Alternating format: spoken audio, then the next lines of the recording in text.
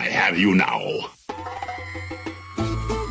They want to mess with my droid. They're going to pay for it. This is the way.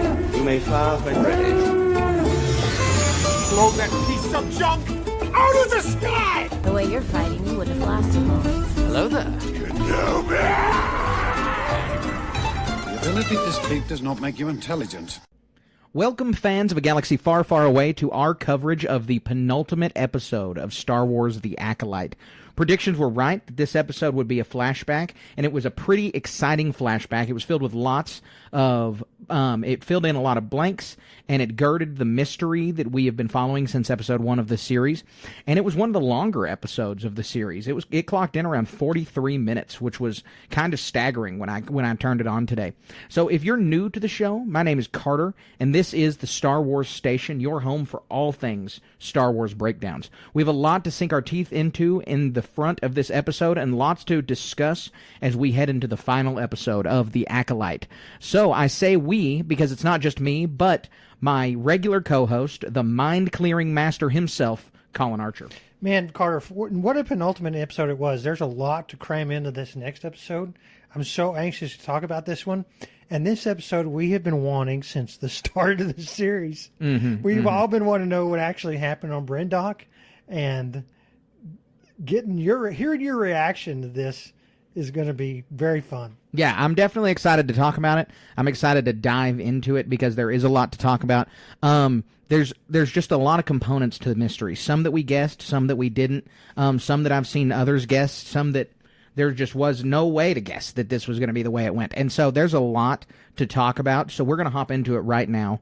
So the episode's called Choice, and we open the episode back on Bryndock. The whole episode is a flashback once again.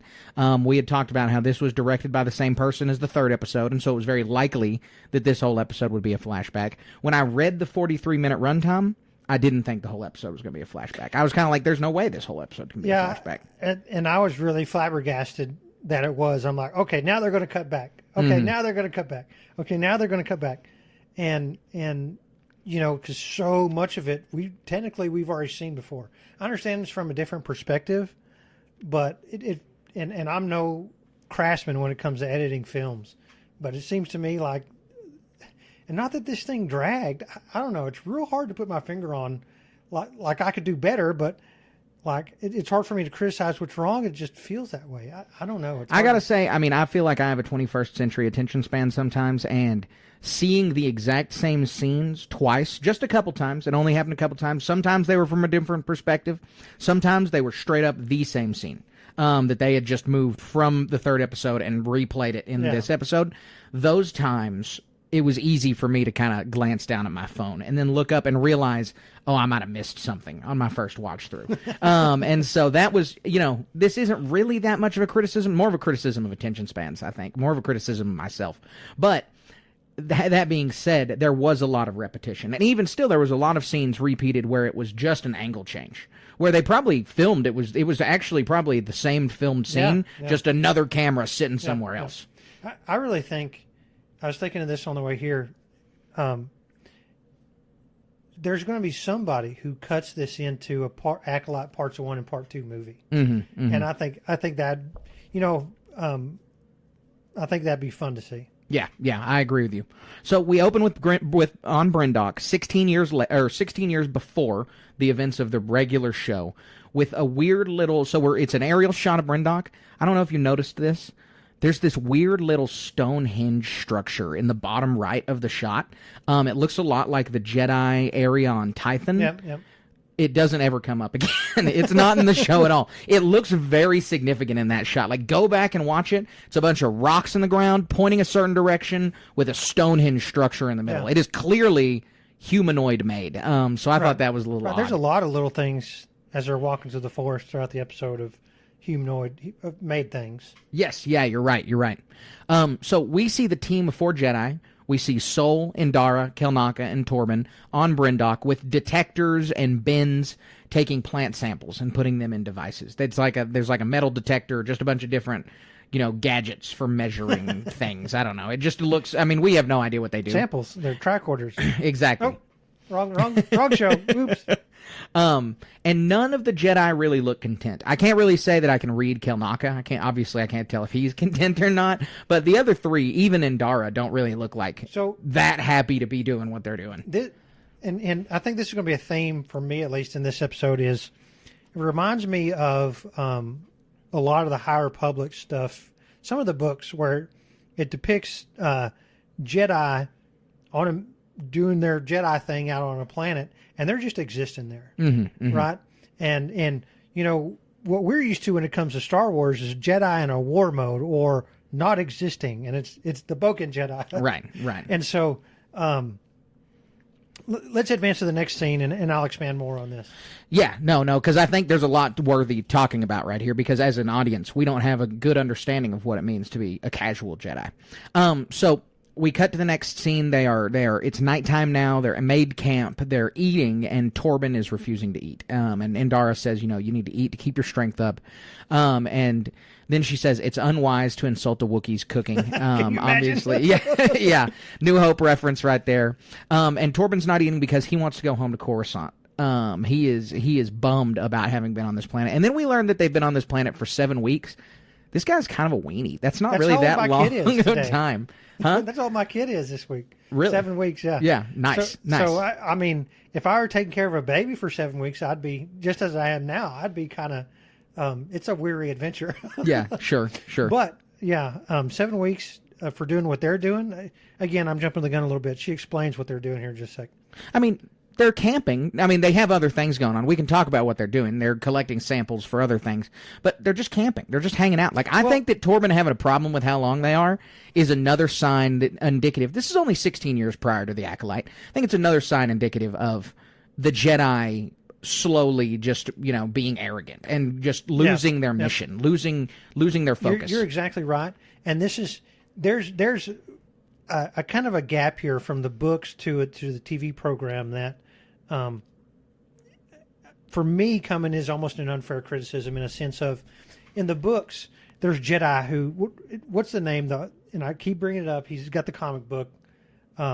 He's cooking an egg dish, and they spent like a page and a half talking about how good a cook this guy is. Yeah. I know exactly. You're talking about the 9-egg stew or something like that. Mm-hmm. And so, my point with Porter is Engel, the Blade of Bardotta, and he's with his crew, and all the other ones. They're all named, and I'm sorry I don't remember them, but they're just existing on this planet, just as these Jedi are. But in this book thing, like the Jedi aren't just hack and slashers, kind of like they're not just War General Kenobi and this and that. Of this era, they're whole persons. They have, for lack of a better term, like hobbies and focuses and endeavors, and in the Jedi that we know mostly, all that's in a backseat to what their primary purpose is. Right.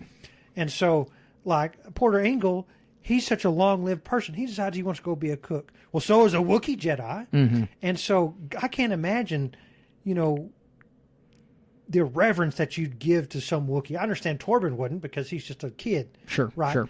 But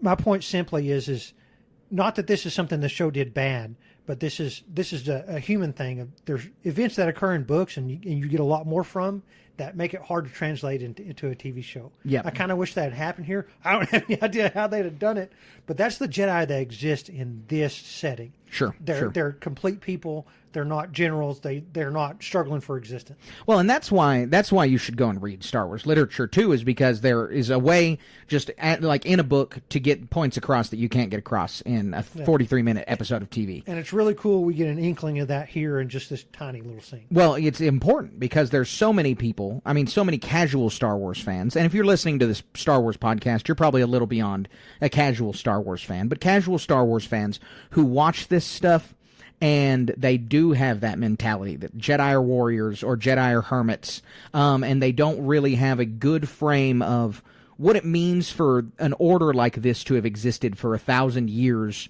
without any conflict. Like, when you think about year 900 for the Jedi, what is their purpose? It's not war. They haven't had a war for 900 years. And for most Star Wars fans, it's difficult to imagine what their purpose is. And the individuality of Jedi, we got to see some of that personality in the Clone Wars TV shows. But again, like you said, it's always through the lens of conflict. It's always through the lens of the war, and all of that takes that back seat, like you said. So yeah, I think that these scenes are super important. But we get to see the Padawan dynamic, the Padawan Master dynamic continue to play out right here, because Torben's griping about having been there for 7 weeks. Again, total whiner. I think that is not that long. They're just camping, and they have a giant spaceship nearby. Like, it can't be that bad. Probably awesome. Yeah, it really, like, this guy, you've been training on this massive, sprawling city planet for your whole life. Like, you could go with Master Indara. Get some fresh air. Yes, exactly. So we then learn why they're there. That Indara says that the system that they're in was documented as having been lifeless. So not just the planet they're on, but the whole system. So our whole solar system, Earth is also Mars. That's what they're talking about. Right. And so we learn that the cause of the system having been lifeless was a hyperspace disaster. Yeah, so cool. I mean, totally on the money that is the hyperspace disaster 100 years prior in the High Republic books. Yeah, so very cool. It was super awesome. It was a great nod to see. That's probably the heaviest nod, other than Vernestra Rowe just being a character, that we get to those exactly books. Right. And so imagine what it took for this place to be lifeless. I mean, the book does a really good. And again, this isn't a criticism of this show, because they're telling a different story. But in the book, they do a fantastic job of telling what kind of devastation this hyperspace. We're talking like, an object moving at near light speed impacting a planet. Right. I mean, it's just total devastation. And we know a little bit that this place might have been inhabited in a minimal way, but it was totally wiped out at the point. And in the book, billions of people die. Yes. As a result of this thing. Yeah. It's a tragedy for sure, and so that's a really cool nod, and it gives for book readers a really unique perspective on this episode, and a really unique perspective on Brendock. And that's why you listen to Star Wars Station Communication Podcast, so you know that you can go back and look at these books. There's a lot of videos criticizing this stuff, and I'm sorry, you got to look back at the books. The criticisms aren't legit. Hyperspace incident, it doesn't matter. The context is missing here. Right. And you got to go back and read it. Yep. So pick it up. Absolutely. So somehow Brendock has life on it. Somehow it's got life, and we haven't learned yet. Torben hasn't learned yet, and he's upset about that because he doesn't have the full story. He does not know what's going on here, and he wants to be doing something meaningful. Well, Sol, I don't want to say he gets fed up with it, but he just tells him. He just says what they're doing there. Sol tells him that they're looking for a vergence in the Force. And this is a great opportunity to explain to the audience what that is, because we don't know what that is yet. And he explains that a vergence is a place strong in the Force, so strong that it could create life, and that they are on a noble mission, as Sol says. Yes. And because they're scoping out this highly Force-sensitive area, looking for why life could have just all of a sudden started existing on this once desolate world. Yeah, very cool. There's got to be lots of vergences in the Force. You could almost say that in a lot of places they're entrances to that world between worlds. Yeah, something like that, or where Grogu does his communion thing. Mm-hmm. There's a really good podcast, a really good RPG podcast about people exploring vergences in the Force. If you want to listen to that, you can head on over to patreon.com/Star Wars Station and check that out. So we cut to the next day, and Sol and Indara discuss Torben's anxieties.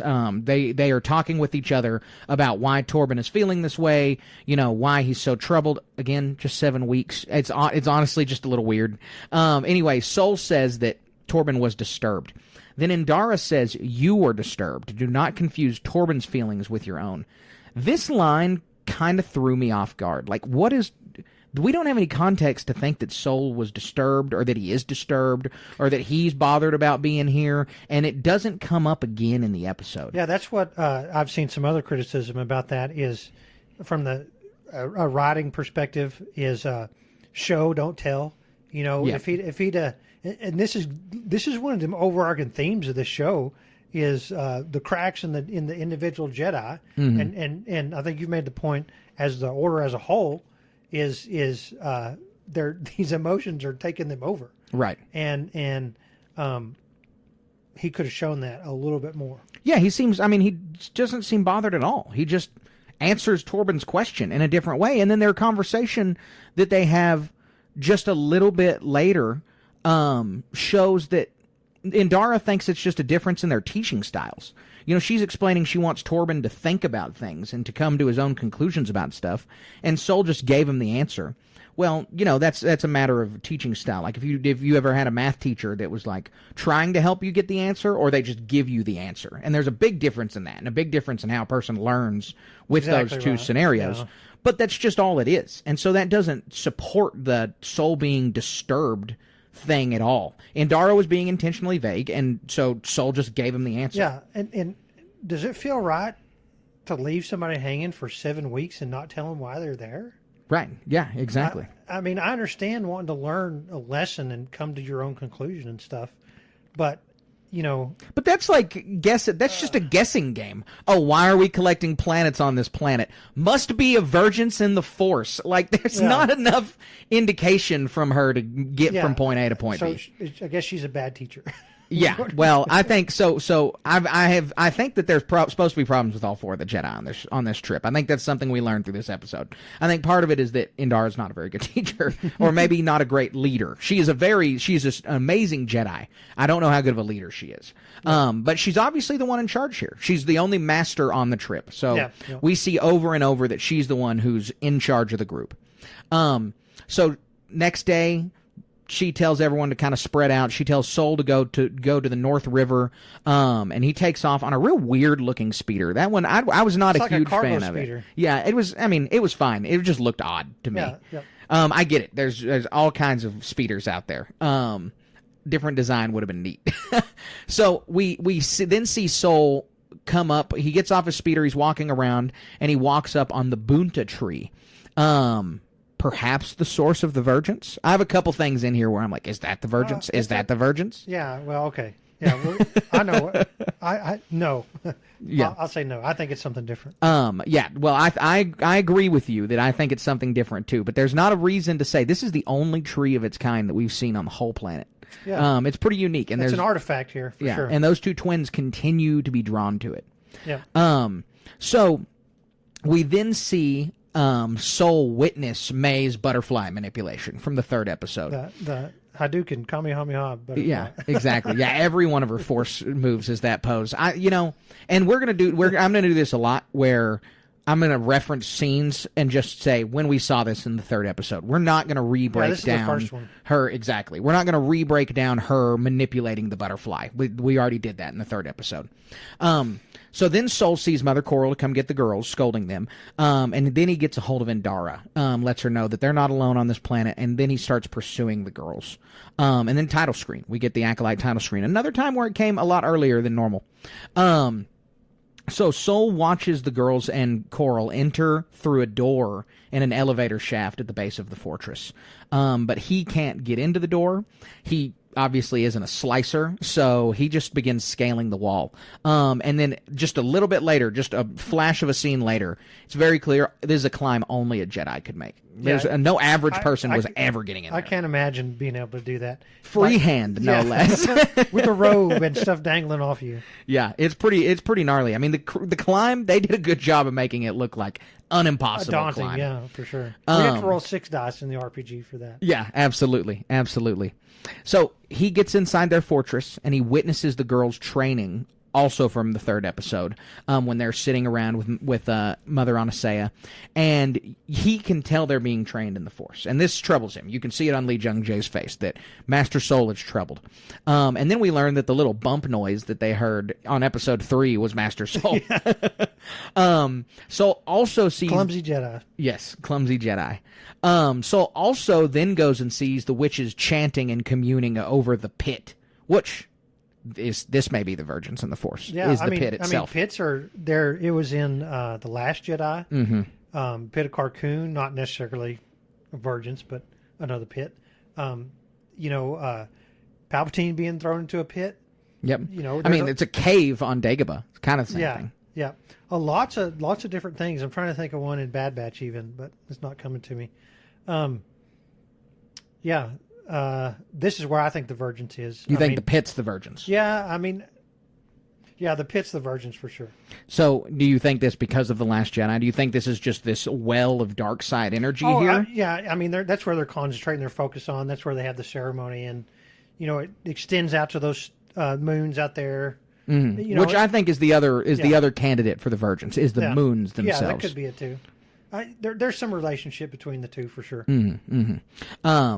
Yeah, it may just be all connected. There's something that we'll get into here later about a big theory I have regarding all of those things. So after Sol sees the witches chanting around the pit, he leaves and he informs Indara that he thinks that this is, and he comes back to the camp, speaking in person to everybody. He thinks this is a force cult, and that they're witches. Torben gets super excited, which is totally normal Padawan thing to do.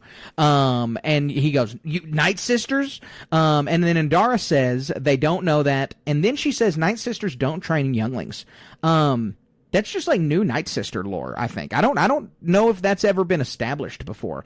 Also pretty confusing because I know that Asajj was given away as a baby, but she was still a baby. I mean, there was if Palpatine had not come, or if Dooku had not come and requested her, would they have just given her away anyways? Like this was a little bit, just confusing. Not in even a bad way. It's fine with me if this is just new lore, and I don't think there's another good example. Well, Merrin talks about being raised among the Night Sisters. Yeah, I mean they reproduce. I mean they have kids. There's young adults in the Empire. Tales of the Empire. They were kids before that. Maybe Night Sister children are not trained. Maybe that's what it is. Maybe they don't get trained until they're adults. Maybe could be. I mean, that's a really easy workaround right there. That's just an easy way to thread it. As they have kids, but they don't have younglings, because youngling means a kid in training. Right. Yeah. So maybe they go to one of the other places to be raised by a commune or something like that on Dathomir. Yeah, perhaps. So they continue to talk about this, and Sol says that the girls aren't being treated like kids. Big pot calling the kettle black moment here. I have no problem with the Jedi training children from birth. They're also not treated like kids. You bring Ahsoka into a war zone at 14 years old. It's like 2 episodes ago where he brings Jecki into a war zone. And it's just, you brought her there. I mean, it's okay to have child soldiers if you understand that they have the same responsibilities as adults. So Sol's got this weird connection to the fact that just a kid, and it's like, yeah, but Torben's right here, man. That's a good point. So that one, big pot calling the kettle black moment. So anyway, Indara advocates for contacting the council, but Sol says that that the witches are preparing for a ceremony, and he fears for the girls' safety. Good instinct, Haas. What at this point though? What information does he have that they're like? He's seen him for all a matter of moments, right? I mean, what information does he have that they're in danger outside of Is it instinct that they're a dark side cultist and they're just children existing there? Well, I think that seeing other people practice the Force, that's not completely expressly illegal. Other light side organizations are sanctioned within the galaxy. But this is obviously not a sanctioned light side organization, so there's a little bit of hesitation there. And then Jedi can sense, just a general presence and a balance within the air. Like, they know when there's a dark presence around. It's the same with when Darth Vader walks up to some Inquisitors. They can sense that he's dark and evil and has the dark side. So I wish they had conveyed that in some way a little better. Because all he did was peek on them for one little scene, and then had to skitter off. I think the pit is supposed to be also where that part of that is. I mean, a bunch of mysterious, dark, evil chanting. I think and honestly, the scene, the little chunk of the girls' training that he sees is where Anase is being the most brutal with the girls. And this is why he says they're not being treated like children. I mean, imagine if he came in and saw them sitting around having their hair braided. He wouldn't say the same thing.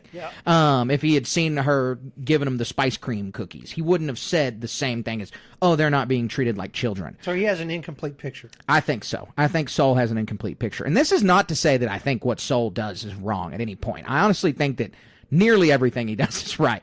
But because we do know that this is a dark side cult. And so no matter if, they gave them cookies and they braided their hair, they are also trying to imprint dark magic on them, like Sol says later in the episode. So I think that it's justified for him to say that. But a lot of it, like you're saying, you wish you could show it a little bit more. I do too. It's just so difficult to show Force abilities like that, just sensing things on TV. That's another reason that literature can show that stuff. With a little sound or Yeah, something. exactly. It's not a video game, and in literature, you can write 3 paragraphs about how someone feels inside, but an actor can only do so much, right? And so, after Sol says that the girls are being prepared for this ceremony and that he fears for their safety, Indara glances up at the 2 strained moons nearing alignment. So I also think that the Jedi may be sensing something with these moons. Like, there's just got to be something going on with the way they feel there, because Indara makes a gesture towards them. I mean, she gestures with her eyes directly at them. And this is where maybe the moons are the source of the virgins. I had that in my notes. Right. We already talked about it. But, maybe the Jedi are thinking, well, maybe these moons have something to do with it. So then Sol insists that the Jedi come with him and see the witches before they contact the council. He's like, come see what I saw, then make a decision. So they go back to the fortress. Kelnaka slices the controls, Wookiee of many talents. Mechanic, slicer, cook, all-around tank. This guy's just got it going on. Yeah, he is cool. He's super cool. So he slices the controls of the elevator, and Indara says she's going to go alone because the witches will take it as a threat. This argument's really interesting to me. I don't think that either person is actually wrong. But they're going to think Indara's a threat whether she's alone or with 3 other people, I think, because she's a Jedi and she's hostile to their way of life. There's 2 perspectives on this. And we have more information, the most information. And if you're standing there right there and making a decision, you want to go in and force and show what kind of power you have. I think that's the right call.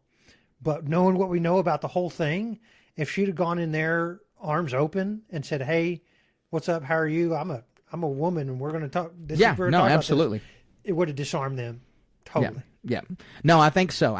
Because it's clear just through the fact that there's 50 women and no man at all is that the witches are going to feel more comfortable with Indara rather than 3 guys. Yeah, and, exactly. Somebody who's just to Mother Anastasia is bleeding off, I don't want to be here vibes, and the guy who just previously broke in. Right. So Sol and Torben insist that they all go as a team. Indara relents. And we see the Jedi and the witches meet for the first time, just like we saw in the 3rd episode. So this is one of the scenes where it's just shot from a different angle, and you get a lot of repetition. But they did a really good job because they gave us some new, fresh perspective in this scene. And this is one of the things I was talking about in the intro that really came out of left field. I don't know how I didn't think we were going to get an insight into how Torben was feeling right here, but I'm totally glad we did because they did a pretty good job with this scene. Yeah. So we see Torben alone in the same courtyard. He's just, everyone's gone. There's no witches. There's no Jedi. He's just standing there.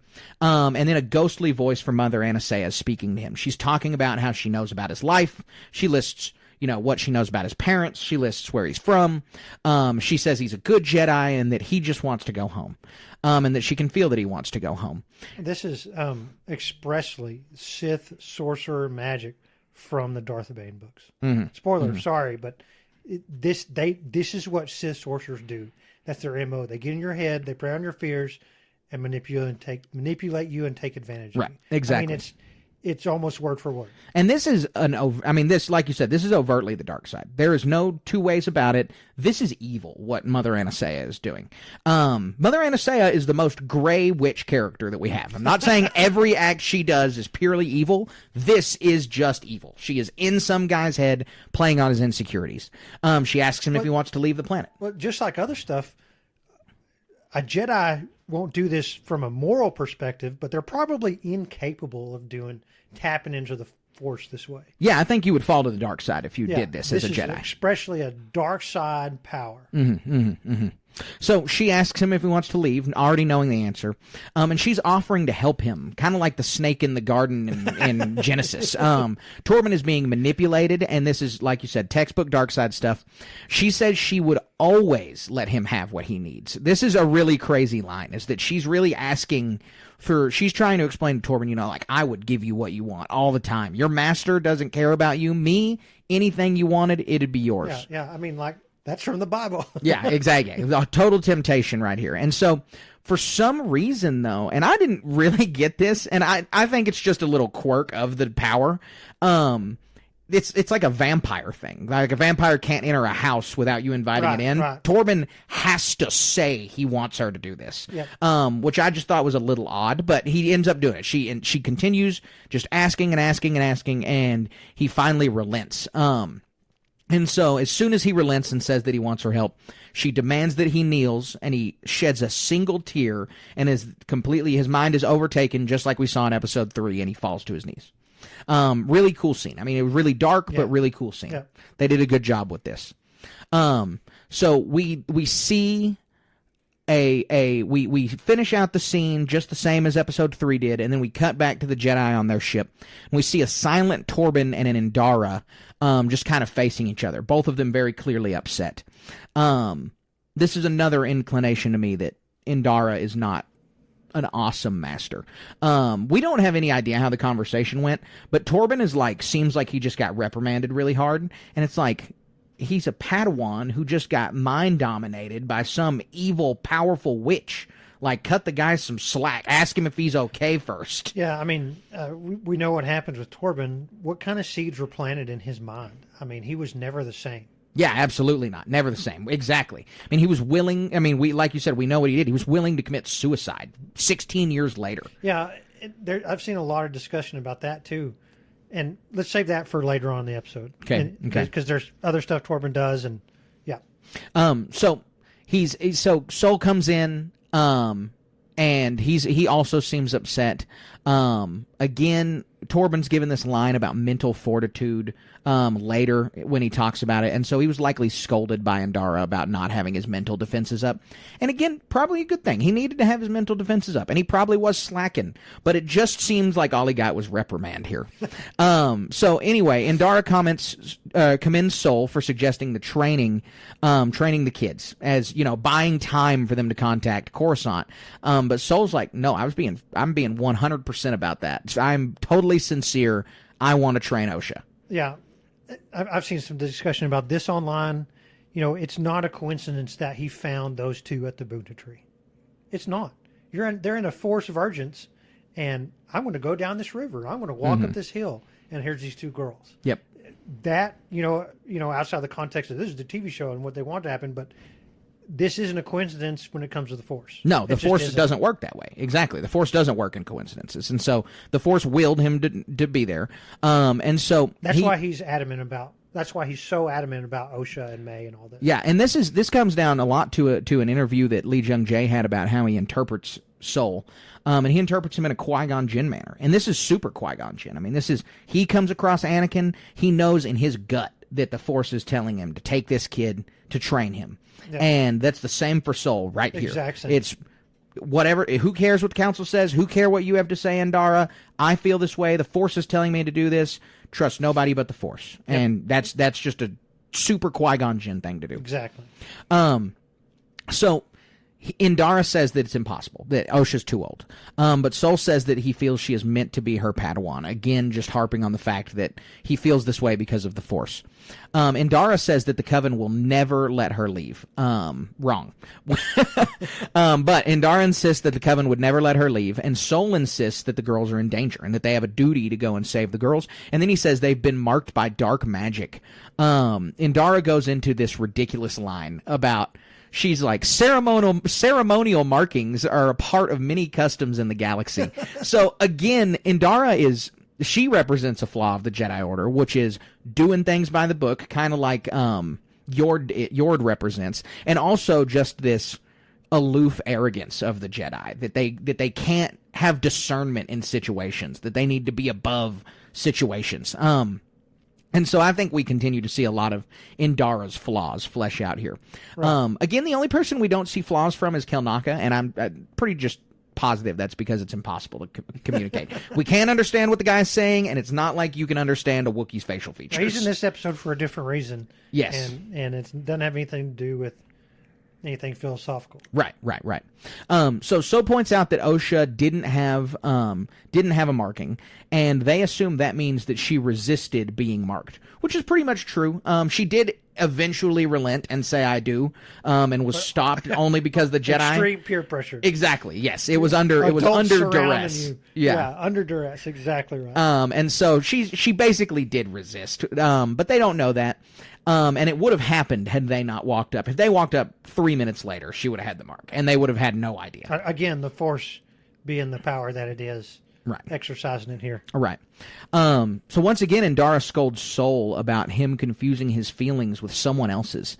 And I just, again, like we've already talked about, seems like there's kind of flimsy evidence for this being Sol's character. Like, why is he being accused of this over and over? Like, give us a reason.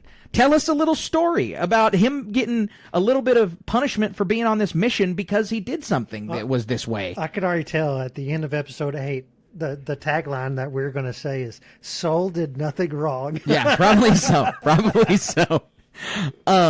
So we then get the glimpse of May's training, of May's testing on the Jedi ship.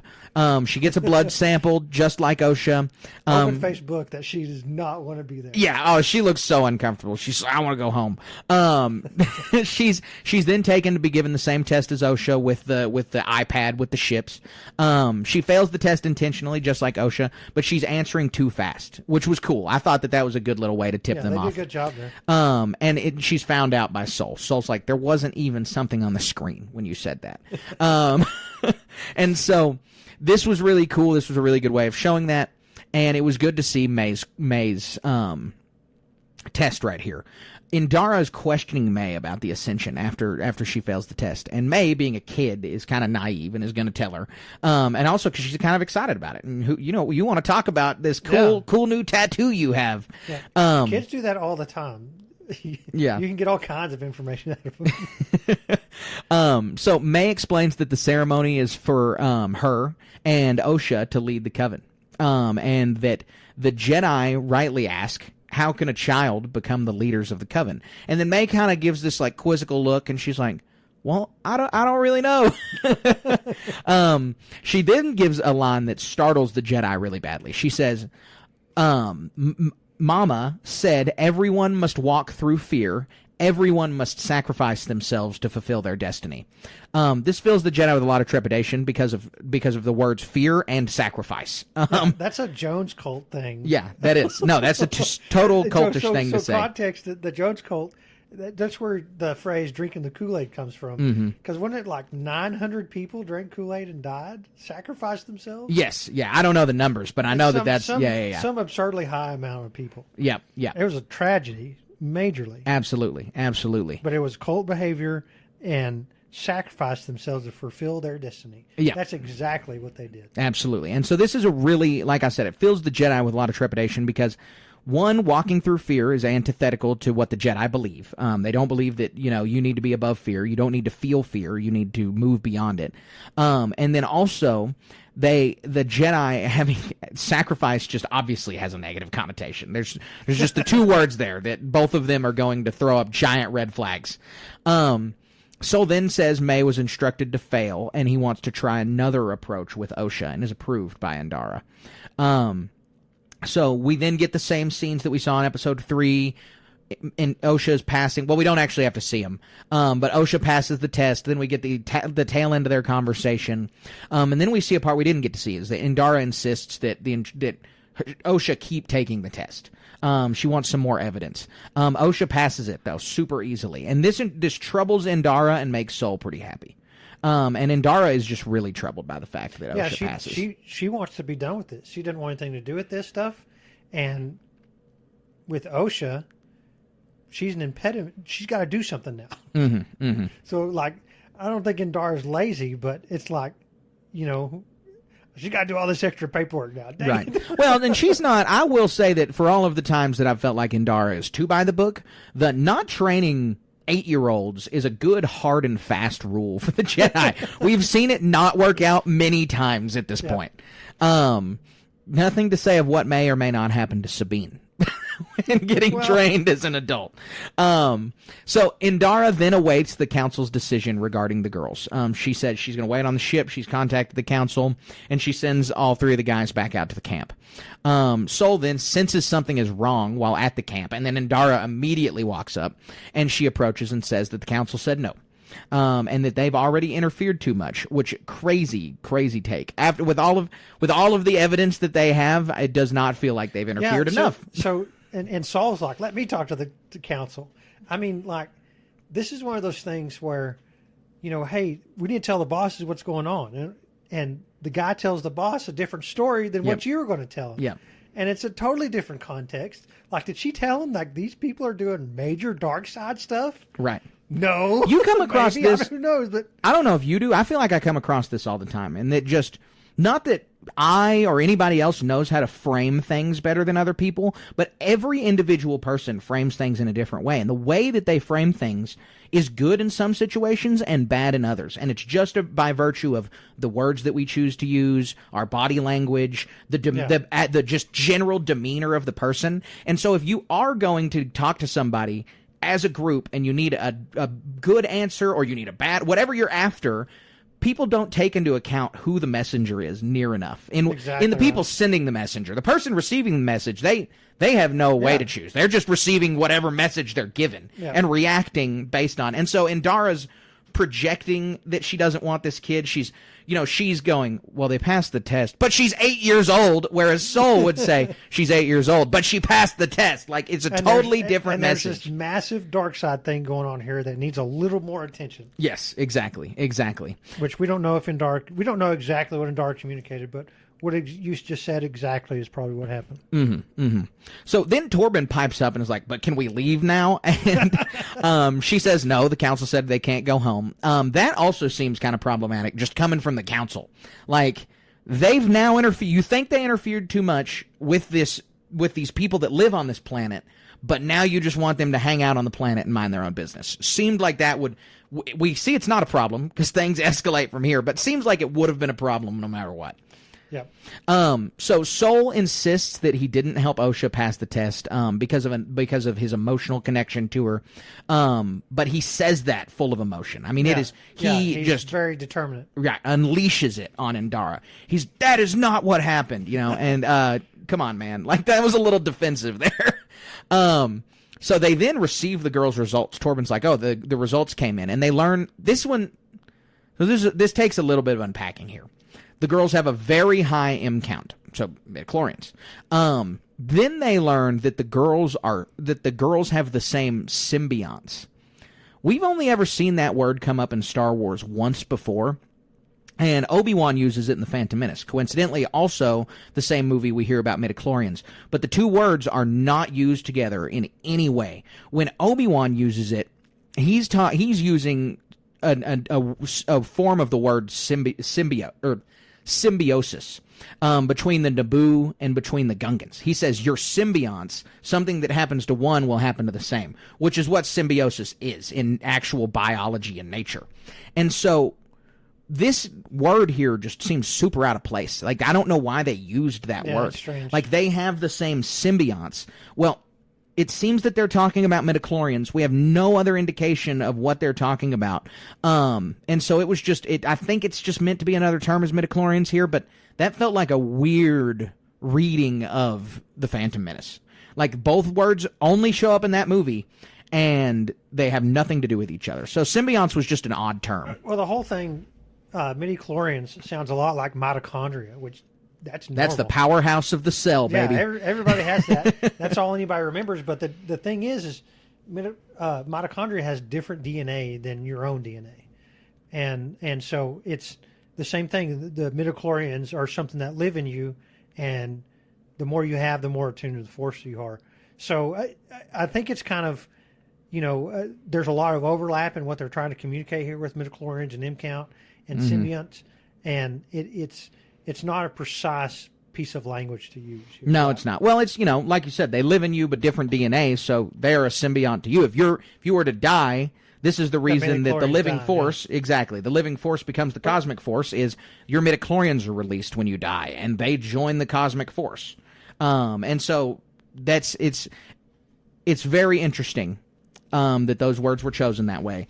It's just, it felt a little odd. It felt like it was, you read a script of The Phantom Menace and just kind of plucked out some words that sounded right. And also, this just continues. We're never going to hear the word midichlorian again on screen. It's never going to happen. Disney is petrified to use the term midichlorian. They will never, ever say anything but M-count. And look, I'm not that upset about it. It's just a word, though. People are over it. I mean, everybody knows that's what it means. M-count's a synonym. It makes no difference. Right. It's two sides of the same coin. Right. Get over it. And so what? Was Qui-Gon Jinn just like a snob, just like a biology major at the Jedi Temple, who was like, I'm going to say midichlorians, even though they want me to say M-count. This was another time that he was giving the middle finger to the council. It was like, I'm not calling it an M-count. I'm saying midichlorians. Yeah.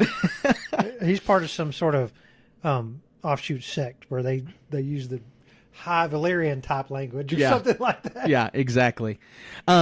So Torben concludes that the reason that they're symbionts, so the girls have identical symbionts, not, they have the same number. Theirs are presumably the exact same in the same place, which again, this is a lot of language for something that we as viewers, I think people as writers, and by virtue of those two things, even the Star Wars characters don't really understand.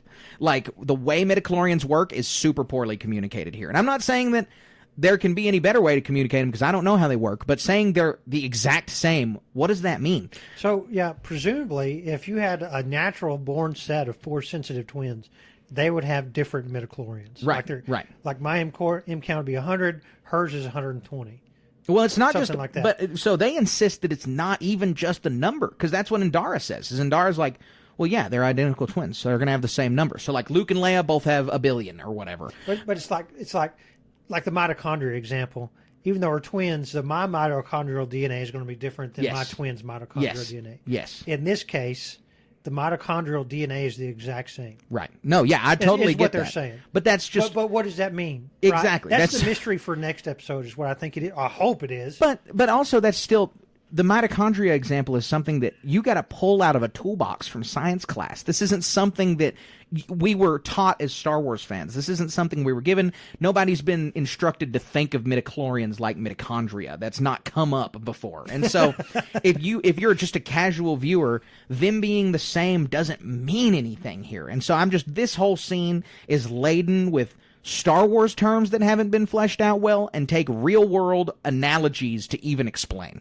As demonstrated. Yeah, exactly. Like, we just worked through it. Took us 5 minutes. And we have some pretty deep Star Wars knowledge. And so that's something that I really wanted to harp on here. But Torben concludes all of this leads to the fact there must have been some kind of manipulation in their birth. Great job, Torben. You got the answer right. So then the group comes to the conclusion. There's a lot of, people throwing out lines here, just one after the other, kind of putting the puzzle together. But overall, the conclusion is that they are one consciousness split between two bodies, and that the divergence in the Force is the source of the level of power that allowed this to happen. Yeah. So goes their little poem that they do. Yes. Solves a little bit of... Not completely, but solves a little bit of my problem from episode 3 about how in the world could someone do this? If someone could just create life in the middle of nowhere, and Palpatine and Plagueis were working on this, or the Sith were working on this for 1,000 years, well, Divergence gives a little bit of an explanation, but then that just leads me to believe, why didn't they just go to where a Vergence is? Why didn't they just go find a Vergence? Yeah, and not a Force dyad. That's off the table. I think. Yeah, I think so. I think the Force dyad's off the table, which is also good. So Torben takes off. He immediately just boom runs and is like, "This is our ticket home." Because the girls are proof of the Vergence. So he runs, hops on a speeder. This was such a strange little scene. He just and I haven't read your notes, but they just stand there and let him walk away. It's like, aren't you Jedi? Can't you pull this speeder and keep it from going somewhere? Can't you yank him off of this thing? Oh, I think they're caught super off guard because, this is a really goofy scene. And he, runs and abruptly, takes off to the speeder. It's really, no one can see this isn't a video podcast, but I just ran in place there for a minute because he just immediately takes off. And so... it's a little confusing. It's a little jarring for the audience. I think they're jarred. And we don't know a whole lot about Torben, but I can just imagine from the past couple days we've spent with him, his disposition is not to do something like that, to hop up, run, get on a speeder. And so all of this is pointing. So that's why I think the Jedi don't immediately do something, because I thought the exact same thing. They're just totally shocked. Yes, I think so. I think that Torben is not the kind of person to do something like that. So they're like, what's going on here? And then you lead to, this is still goofy, still so weird that the guy's like, this is our ticket out of here, runs to the speeder and gets on it immediately. But it all boils down to Anasea's mind manipulation. Torben never would have done this without having been mind manipulated prior, because she planted the seed in his head of get off this planet however you can. Right. Find a way to get off this planet. If it wasn't this, Torben was going to fabricate some evidence somewhere, and it's all basically not his own will. Like, it's all subconscious Anasea pulling the strings. And she doesn't even, I think when Anasea plants that seed, she doesn't see all of these events taking place. In fact, I know she doesn't because of her lines later. She just is get off the planet any way possible. She didn't think that the way possible was going to be her entire way of life being destroyed. Yeah. So I think it also just kind of all goes back to a lot of this is Anasea's fault with that one mind manipulation right there. Well, when you do dark side things happen to you. Yes, yeah, absolutely. So Sol pursues Torben, and Kelnaka and Dara head for the ship to go cut him off. And we then see the scene from episode 3 where Osha says that she'd passed the test and wants to go. The girls are fighting, this is one of the scenes, it's the exact same scene from episode 3. So Coral escorts May from the chamber. I also really liked this. This was another one. This one wasn't one that caught me super off guard, but I was really happy. They did a really good job. People online, us included, complained a lot about the last 10 minutes of episode 3 and the way that May behaved, and this justifies it a lot more, because and in she's a really under the good way. influence of Coral. Exactly. Coral takes her from the chamber, throws her on the ground, and tells her, basically, seize your destiny. She tells her, go stop Osha by force, and then Coral attacks her. Coral attacks May.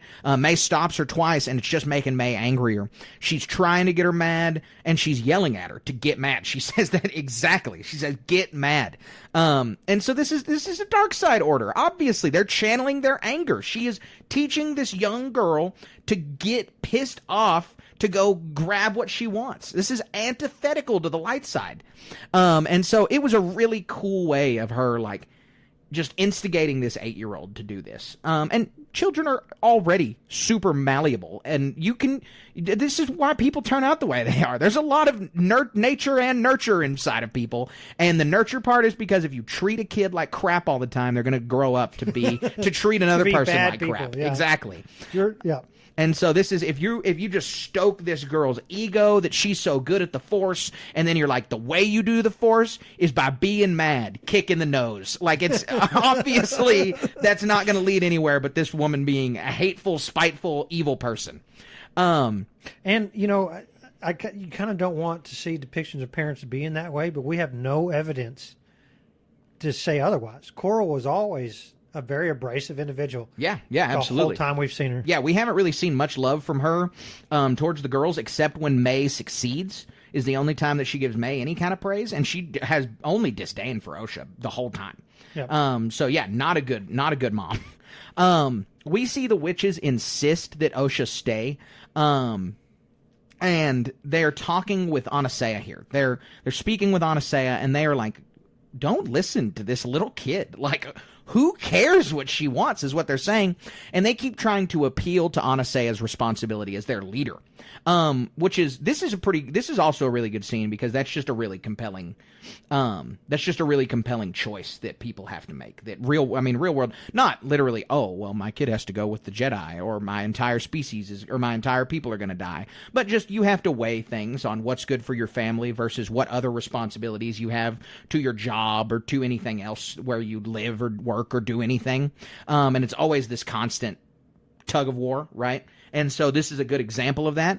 And here, Anasea says that she's choosing motherhood, and she's going to let Osha go, despite literally every other witch being against her. When this scene happened in episode 3, I was like, maybe the old lady witch pipes up and says it's okay. Or maybe there's like a couple witches who are like, I don't know. No, all of the witches are against it except for Anastasia. So this is like and I'm going to butcher this, I think. This is like an inversion of the needs of the many outweigh the needs of the few, right? This is the needs of the one outweigh the needs of the many. Yeah, well, this is hyper-individualism right here. And so Star Trek does a good job of making that a cool story in The Search for Spock and Wrath of Khan and all that. But this is like, how do I put this? It's just strange that, especially when we know what's going to happen, that she just kind of willingly chose certain destruction. You know, I know she didn't have that, but if this were a teenager, you maybe an 8-year-old, I don't think this is kind of a decision you'd let them make. Yeah, I mean, I agree with you that age is a big factor here, but the message here is a good message, I think, insofar as the message is not let 8-year-olds choose what they want to do. But the message here is that you can't let all of these external forces and pressure make you be something that you just don't want. And that's a good message. Yeah, just in general, like if you live in this group where they're like, go kill this dog, and you're like, I don't want to kill the dog, and people are like, go kill the dog. In this example, and this is, we're going way down a path that could go really deep, but if you knew, and I understand this character doesn't know, but if you knew that killing that dog would save your whole village, I mean, and I kind of think in the context, this is where a little bit I think they could have done a better job in explaining how important these girls are to this society and to these women. OSHA leaving is the death of their existence. Like these two came about under special circumstances. They're not out there recruiting other women to come live in their commune, it seems like. And so the propagation of their beliefs and species lives or dies on May and OSHA's being brought in as leadership of this coven. And so for OSHA to be sent away, to that whole way of life being just dashed away, it seems that's an extreme decision to make. Yeah, I absolutely agree with you. There's this sci-fi story that I think I read in college. Actually, I know I read it in college. It was called The Ones Who Walk Away from Omelas. The Ones Who Walk Away from Omelas. And I was given this story in a public policy class. I have a master's degree in public policy. And so the gist of this class, just the one, not the whole class, but this day in class, was to understand the impact of making legal decisions and making laws on minority groups or just groups that are not the majority. And so the story, like I said, is called The Ones Who Walk Away from Omelas. And the gist is that there's this village somewhere. It is perfect. There's always food. There's always, it's utopian, 100%.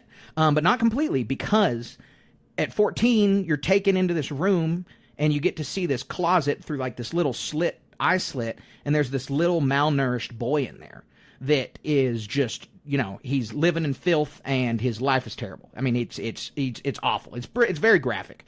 But anyways, the point of the story is that when you turn 14, they tell you, we live in this society because that little boy is continually abused and mistreated. And the only way that our utopian society can exist is because our deity lets all of the problems be cast onto this kid. And so if you're not okay with that, you have to leave. You have to leave Omelas, because if you don't, then you're going to cause problems. You're going to free this kid, and then we're all going to suffer. And so it's basically the same thing. We don't know that something terrible was going to happen to OSHA and May if they stayed.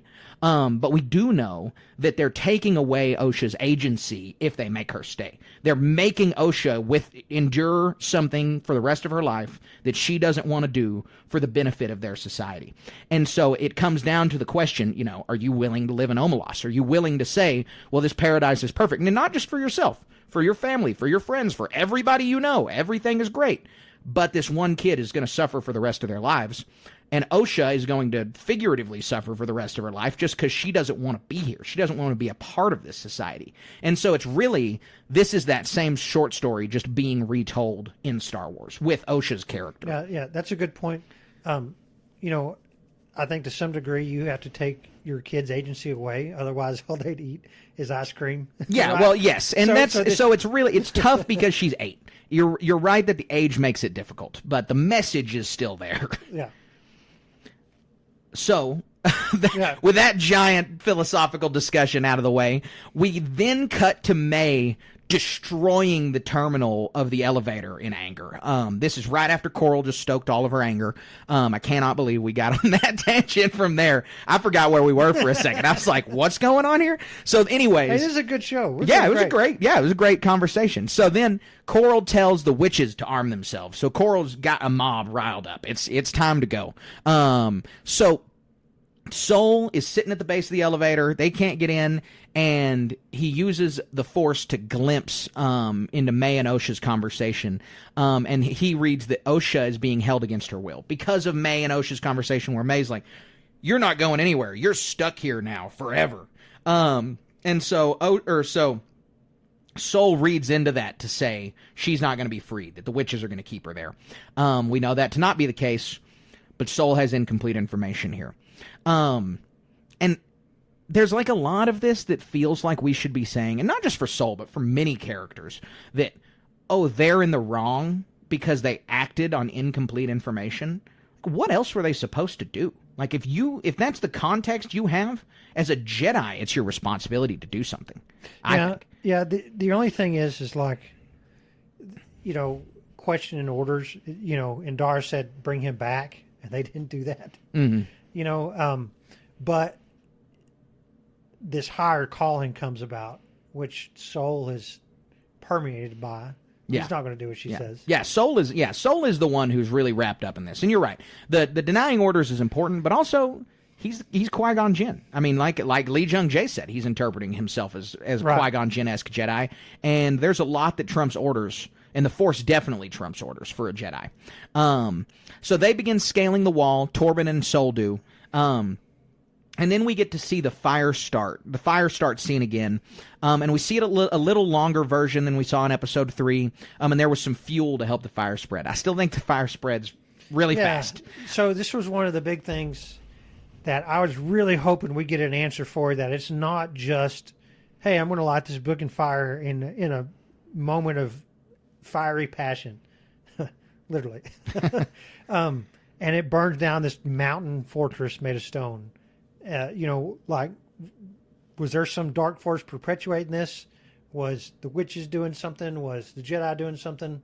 Nope. The fire just spread through stone. It's really strange. Well, look, it's so there's some fuel. It gets a little bigger, and then you can see it hit that conduit box that leads to the generator on the other side of the wall. And then we see those explosions, which then that makes fine sense after the explosions. It's still just a big fire. But I think that this justifies it more than Episode 3 did. Yeah, I mean, slightly.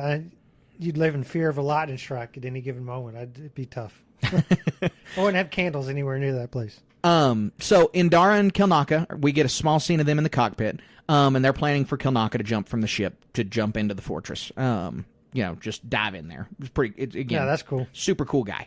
big Kilnaka fan after this episode. So Anasea and Coral speak, and Anasea says to not use violence. That she said, we aren't supposed to use violence. And Coral uses the same logic that Anasea used to tell the witches that she's going to give Osha to the Jedi anyway, where Coral says that she would rather die than allow the Jedi to take them from her. Which again, same logic. Exact same logic that Anasea used, just for a different feeling. So the fire keeps growing, and May begins to understand the consequences of her actions. She's kind of like done with her little childish fit of rage, and she's like, oh man, this is a big fire. Yeah, and so she starts crying for her mom. While she runs away and cries for her mom, Soul and Torben march into a courtyard. Again, they march against Coral. Coral has the witches armed with bows. Anasea and Coral are standing in the courtyard. All the other witches are on a bridge overlooking the courtyard, bows drawn. Sol says the Jedi are here with noble intentions. And then Anastasia says that they're there to learn if Osha can be raised by an institution rather than a family. This message sounds good and right. You know, families are good and they nurture people really well. That's the structure that we have in the world today, and it turns out pretty good. But that is for average, regular, normal people. Force users are not average, regular, normal people. The Jedi structure, through thousands of years of trial and error, has proven to be a great method for nurturing Force users. Yeah, and really so is. she is not completely in the right by saying it's wrong for an institution to raise this child rather than a family, when most of the time, and also most of the time in the Star Wars universe, a kid doesn't go be a part of the Jedi. They just lose their Force sensitivity. It just kind of goes away unnurtured, untrained. Right. And so that wasn't going to happen with these two. They're too powerful. And so they need the structure of the Jedi. Also, the witches are an institution. They're not a family. There's 50 people here. Like it's With a starkly distinct ideology. Yes, exactly. It was said earlier, 50 women, 2 children. That is not a family. 52 people does not a family make, except an extended family. Oh, my third cousin is my family by definition. I haven't seen my third cousin in years. And that doesn't mean I don't like him. That there's definitely a degree of, I am closer with you, my friend, than I am my third cousin. And we are not, by definition, family. Right. And so there's just a difference there. I'm offended, Carter. No, seriously, it's the truth. And so this is an organization. They have a leadership structure. Like they are an organization like any other. They are an institution themselves. They are a weaker institution than the Jedi Order, but they are not a family. And so I understand her point. It's misguided. I'm not saying, oh, bad writing or, oh, that was a stupid thing to say. It's only a stupid thing to say in context of the universe. It's a fine thing. The character would absolutely feel that way and say that. If She's there's just another wrong. kid who wasn't special there, if there's another kid who wasn't special there being raised by 2 moms who wasn't Force sensitive, I mean, that would be a family unit. And they'd still be being raised by an institution, because in that small of a thing, when you're all living in a mountain, it's all you're living in a fishbowl. Your ecosystem is right there. Yeah, it is an institution. It is an institution. So Sol asks how the girls were made, and Anastasia says that the Jedi's noble intentions, totally ignores the question, the Jedi's noble intentions will one day destroy every Jedi in the galaxy. And is this like a pre-slight against Qui-Gon Jinn, do you think? Like against him taking Anakin in the first place?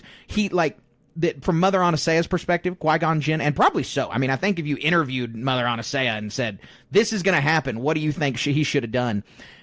Qui-Gon Jinn should have just left Anakin in slavery and let his destiny run its course, because that's their whole philosophy. That's their whole thing. And, the concept that would have been the case, or that would have happened and that the galaxy all would have been fine, is probably wrong. Like, Palpatine still would have rose to power without Anakin. He still had his plans without Anakin. He just wouldn't have had Anakin to fall back on. Order 66 happens with or without Anakin Skywalker. Yep. There's not really he's not the catalyst. He just makes Palpatine's plans even better. And also, he's the only one that could stop Palpatine. And so, if they just let Anakin run his course, be a slave, I don't even see that being possible. As a thug for the Hutts or something. Maybe, but even still, eventually he'll have a run-in with something because of the way the Force works. This guy's so powerful, he'll have some kind of run-in. So that's kind of the witch's point of view of let destiny run its course, don't do anything that's to manipulate destiny, which, with that logic, just never make any decisions at all. Yeah, you're living in a padded room, not existing. Exactly. Don't take this slave kid away from slavery. But there's a lot more that you can boil down to. Well, which speeder do you get in? Oh, that's a choice. I better let my destiny take me there, and you just sit on the ground and hope that you're going to get to the taco shop down the street. Yep. It was just it's odd. It was an odd way of it's their way of thinking. It's just it doesn't extrapolate right. But the line right here really feels like that's projecting that Qui-Gon Jinn taking Anakin is what destroyed the Jedi. Not true. I think but from the witch's point of view, sure, maybe that is true. So May comes running out into the courtyard. Fire, help, Mom. And Sol reaches out to her with an open palm and yells, Osha. Again, I just don't really get the line here, that he can't tell them apart. In the last episode, I was willing to kind of suspend that because he's so flustered emotionally. But then can this dude really not sense the difference between these two? And I guess maybe he can't because they're one soul in two bodies. Yeah. So maybe there really is no way to tell them apart in the Force. In the Force, they make the exact same imprint whether they're dark side or light side. It makes sense from the past episode. Yeah, it would. It would give a lot of evidence to the past episode to make more sense. But there was, I think this, I don't know if this was just to demonstrate, because there's another read of this, and it's to demonstrate that Soul's connection to her is not as powerful as he was asserting. That he actually can't tell them apart. I don't like that read, so I'm going with the read that they are the same and you can't tell them apart in the Force or visually. Yeah, visually, May has the imprint on her forehead, right? And it's covered in this scene, so it makes fine sense was in that the he past, couldn't. too. Yeah, yes. And so being in the future. In the future, yeah.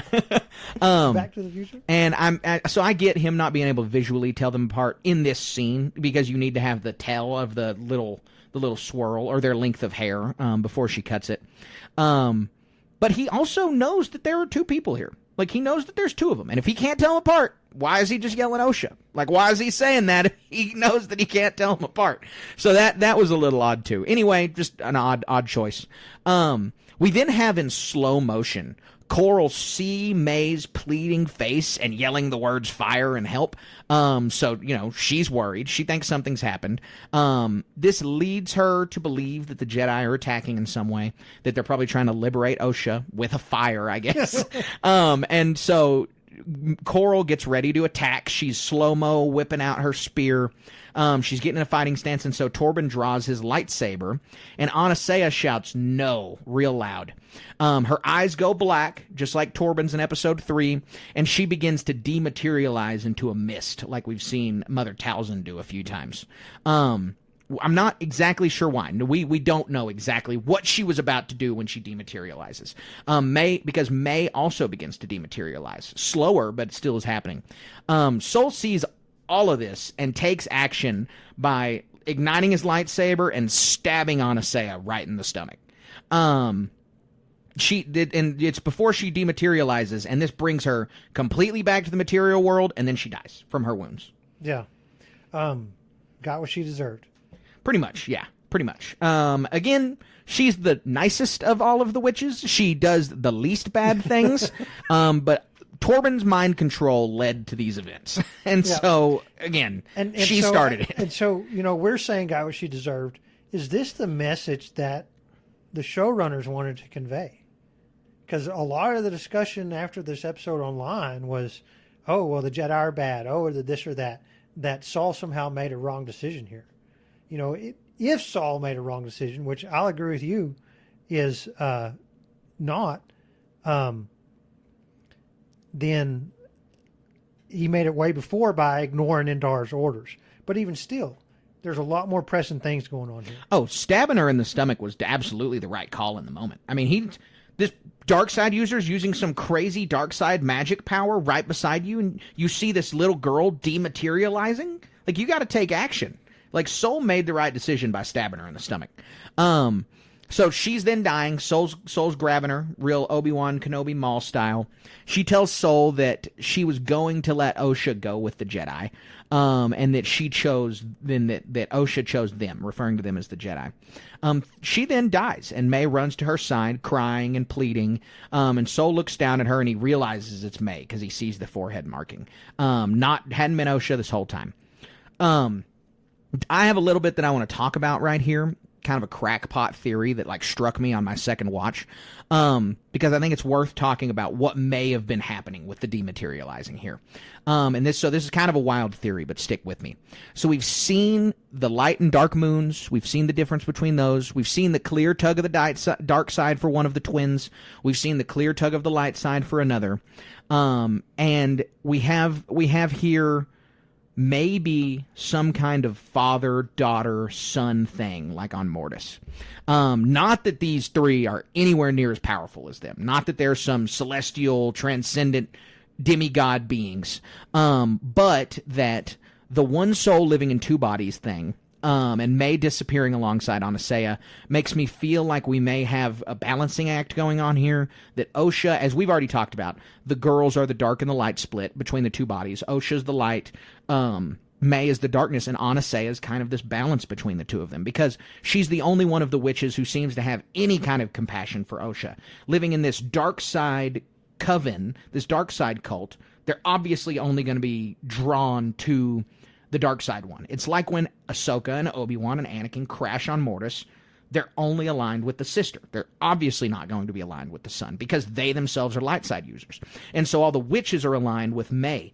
And Anasea is the only one who shows her any kind of compassion, including the woman that carried her in her stomach. And so Anasea is striking that balance. You have that symbol on the middle of her forehead, but you get it on the right side of May's. Maybe we were going to get it on the left side of Osha's. And you see those same symbols repeated in Kelnaka's hut, in a way where there's like a balancing yin-yang act with those three symbols. And so it just really makes me feel like there's some kind of balancing act. They're all a part of one another. You know, one can't completely exist without the other. I mean, that's obviously not completely true, because Anasea is dead. But that the girls are thrown completely out of whack. You know, Osha washes out of the Jedi Order. May is this maniac. And that's in 16 years later, and that's because of Anasea's death, who was kind of keeping them in balance, who's kind of keeping them, you know, that makes together. Perfect sense. So that's where I was coming from. I had that in the second episode kind of come to me, and so I wasn't sure what you'd think about that one. Yeah, you know, I can't really add to that. I mean, the only thing I can think of is that she's going to possess somebody else, but why would May dissolve too? See, that's the possession thing makes sense, because that's what we see later. But I don't know who she was going to... And exactly, why would May dissolve? So for me, it felt like an escape act. Like, what I really thought we were going to see... I hate this analogy, because I hate relating these two, because they are not on the same plane. I am a Harry Potter fan. I like those movies. They're good. Star Wars, way better. Like an aberration thing? Yeah, exactly. Like, it's... like, I don't want to bring up Harry Potter to relate it to Star Wars, because that's like bringing up Barney to relate to the Iliad and the Odyssey. Yeah. But anyways... In Harry Potter, we see those in Order of the Phoenix, the Deathly Hallows, like flying around the library in their spirit form, and they're way faster than they could obviously travel on foot. And so you see Anasea, one, she kind of looked like a bird. I don't think that meant anything, but if you look at the way it was zoomed out, she looks like this giant raven creature, like this ethereal raven. But she's moving forward towards May, and May's dissolving. So what it kind of seemed like to me was she was moving forward in this spirit-like form, was going to pick May up and also pick Osha up and escape to just outside of the burning fortress. Not escape off planet, not escape somewhere in some weird celestial way, but that she has this ability to become this spirit-like entity, move between walls, turn the two girls into that, and then get out of there. Yeah, and that makes perfect sense. Do you think we'll get an answer to this? I don't think so. I want one, but I just don't see any way that 16 years later we're going to be able to get an answer. Like, May and Sol are having a conversation, and she's like, "You killed my mom." Or a Mother Anasea Force ghost. Yeah. Well, that would... No. Please, no. But that, you know, May's like, "You killed my mother," and Sol's like, "She was going to do X." And May's like, "No, she was going to do this force power, blah, blah, blah, blah, blah, blah, blah." And like, so I just can't see a way that you explain in the next episode, 16 years later, what was going to happen there. Yeah, I mean, that's what has me worried about a lot of this stuff, is there's a lot of questions to answer and one episode left. Yeah. I mean, this thing's going to be an hour and a half, right? We always say that, though. I mean, I had to bring that up last time, that feels like there's a lot to wrap up, but I feel like most of the time we've gotten the wrap up. Okay. We'll see, though. We will see. We'll see. So Coral then tells May to run as the Jedi begin to be under attack by the witches. They're shooting material arrows. So we've seen Night Sisters use energy arrows. We've seen Omega use energy arrows. They're shooting actual real-life arrows at Torben, which is honestly a decent strategy, because he can't reflect them at you. He can only cut them in half. Yep. So it puts him completely on the defensive. Like, the best way to get after a Jedi, projectile weapons. The Mandalorians figured that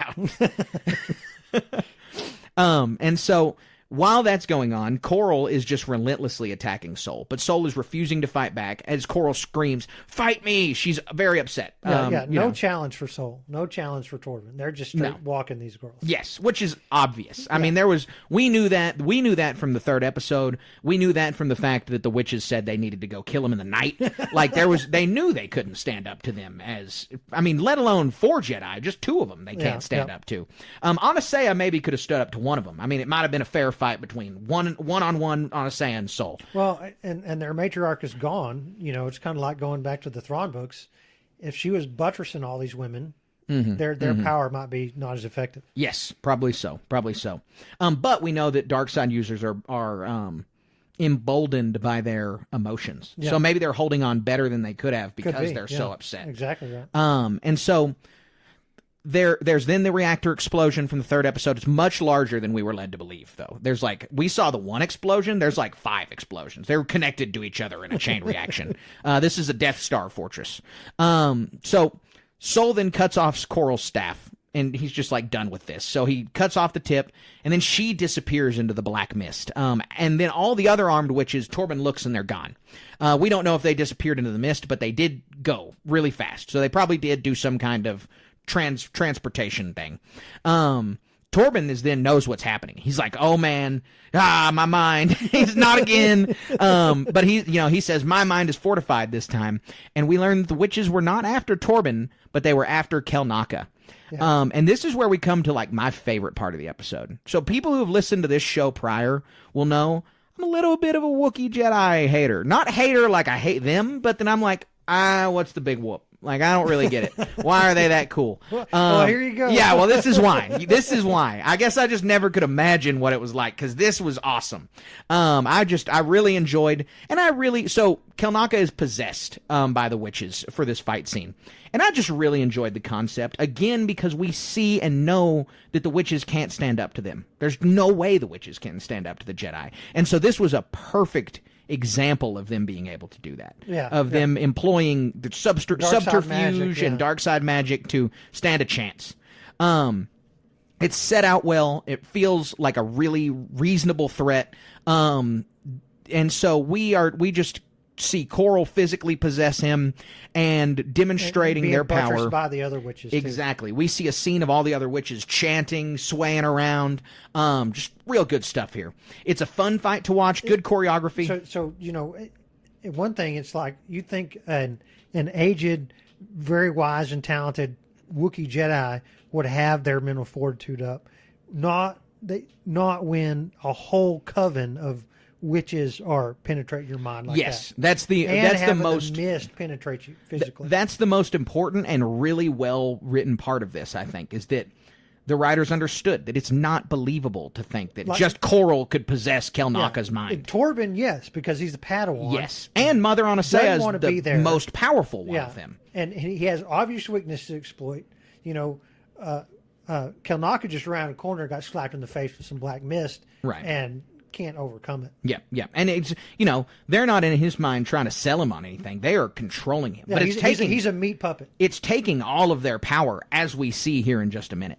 It's taking everything they have. It's like Luke when he's projecting himself in The Last Jedi. It's taking everything they've got to just control Kelnaka, which, when you look at that and you say it like that, makes what Luke did in The Last Jedi a little more impressive. And so we see the really cool fight scene. It's a fun fight. They do their best to demonstrate Kelnaka's strength with him breaking bricks with a kick, and then them barely blocking every swing. I mean, they are standing no chance against Kelnaka. They're just ragdolls to him. Yes, exactly. And so we've never really seen a Wookiee Jedi in action. And I think that's, again, at the beginning of this, we said, I think my big problem with it was that I wasn't really getting the whole Wookiee Jedi in action thing. I never put that information together, and I was like, well, this is how this would work. And I knew, obviously, I get the stereotype. They were going to be bruisers and tanks and real strong. But they did just such a good job of communicating this guy's strength throughout the fight and making it seem like they were on the back foot the whole time that I was really happy to get the first Wookiee Jedi extended fight scene for us in this episode. Yeah, I mean, he had some competent opponents. If it were a Wookiee Jedi against the witches, they would just been rolling them, ragdolling them even more than, Yeah. than the other ones. And like a Wookiee Jedi would probably be kind of OP because he's the best of both worlds. You know, he's got the big tankiness, like you said, with the mindfulness and grace of a Jedi. Yep. So I kind of think, you know, there's a whole Captain Ginyu aspect of this, at least I hope, of this body possession thing. And that's a Dragon Ball Z reference. Captain Ginyu I didn't get possessed Goku and couldn't use the totality of Goku's abilities because it's like wearing a meat suit. You know, you're not going to be able to operate like you need to. Yeah, I would imagine that has to be the case. I mean, Kelnaka's fighting really aggressively, and you would imagine that something with a Wookiee strength would fight really aggressively, and that's fine. But he's not really fighting in a Jedi level of aggression way. Right. And so I think that that's right. I think that there was some diminished returns on him being possessed. So we also see that Torben's scar and lost eye are caused by Kelnaka. Yeah, very cool. Super cool. You can see why maybe he and Kelnaka both had become so ascetic, so detached from the Order, had turned into themselves completely, more than Solon and Dara had. Not that they are more to blame, but you can imagine how awful Kelnaka feels. I mean, this is a big problem for him. And again, this goes to, I think we can discuss it at this point, what occurred here that would cause Torben just to be like, oh, a vial of poison, I'm going to off myself. Right. And so at first glance, it's like, you know, you were someplace you didn't want to be, you were motivated, you defended yourself, you know, maybe some decisions were made along the way, but you're also a Padawan. You know, you're going to have a lot of Jedi counselors and a lot of wisdom backing you up that's going to guide you through this. Nope. He's going to sit in a hole for 10 years and off himself when the opportunity presents itself. So what it says to me is that possession was really, really bad. Yes, yeah, it messes with your mind completely. And that's, I think, why those two became ascetic in the first something place. lived in his brain that he could not overcome. Right. Yep, I absolutely agree. I agree. Because we see, you know, Solon and Dara bear a bunch of blame in this. More blame than Kelnaka, absolutely. And definitely pretty much the same, or if not more than Torben. And so Kelnaka feeling that way has to be because of that. And then Torben, I think, that is layered on there. But Kelnaka almost chokes Sol to death. Like, that's going to scar a Jedi, that you were not able... And Kelnaka's a knight. I mean, he has much less of an excuse than Torben to be overcome, even though it was all of the witches. At least he might feel that he has less of an excuse. So in the final moments, Indara springs from the shadows and leaps onto Kelnaka, expelling the witches from his mind. Super cool. Came out of nowhere, you know, 11th hour kind of thing. So this is a good discussion point here. Did that sever in the connection kill the witches? Yeah, 100%. It's the same thing that we were talking about earlier with Luke and the Last Jedi. Such an exertion of power, and they weren't properly unhooked. You know, it's like when you exactly. That's exactly what it is. It just bricked them because they were not properly shut down. Yeah. You know, they did not sever the connection in a way, because the way I take it is their consciousness is basically in Kelnaka. Well, she dispels it. It's not like it immediately goes back into their body. It just, poof, gone out into the ether. And so then, you know, their lifeless bodies fall out. If it's the same thing as, you know, all of their midichlorians are being projected into Kelnaka. Now they have no home in their bodies. And again, taking possession of somebody, they got what they deserved. Mm-hmm. Yeah, well, it shows the danger and volatility of the dark side. Like, that's, again, just you use the dark side, bad things are going to happen to you. I mean, this is on the level of the thought bomb. You know, you're just killing a mass killing. It's crazy. Yeah. Now, I don't think Indara knew what would happen, but she had no choice. I mean, she sees this Jedi struggling. He's going to kill 2 other Jedi. She has to act. Out. Yes, he would have.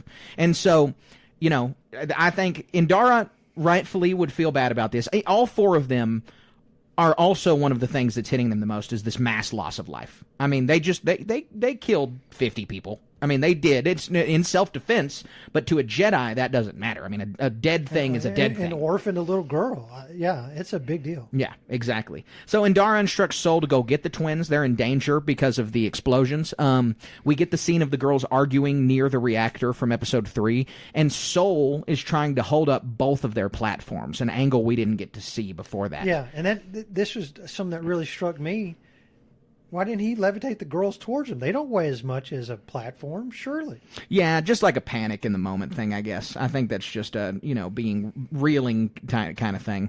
But he can't hold up both of the platforms, and so he makes a conscious decision to choose OSHA. He saves OSHA and lets May plummet to her death. Crazy. And that's like, I guess, Soul's like wrongness. Like that's what Soul did That's wrong. going to weigh on him. Yeah, then that is what's going to weigh on anybody. him. Yeah, it Goodness would. But that's gracious. what I'm saying from the perspective of the people who wrote the show. I think that's where you're supposed to take. That's where Soul really messed up was, choosing one over the other. Because it's not the same. You'll get the question, well, if your dog or a random stranger are drowning, who do you save? The answer is the random stranger. If you didn't answer that correctly, you need to go evaluate your personal life. Yeah.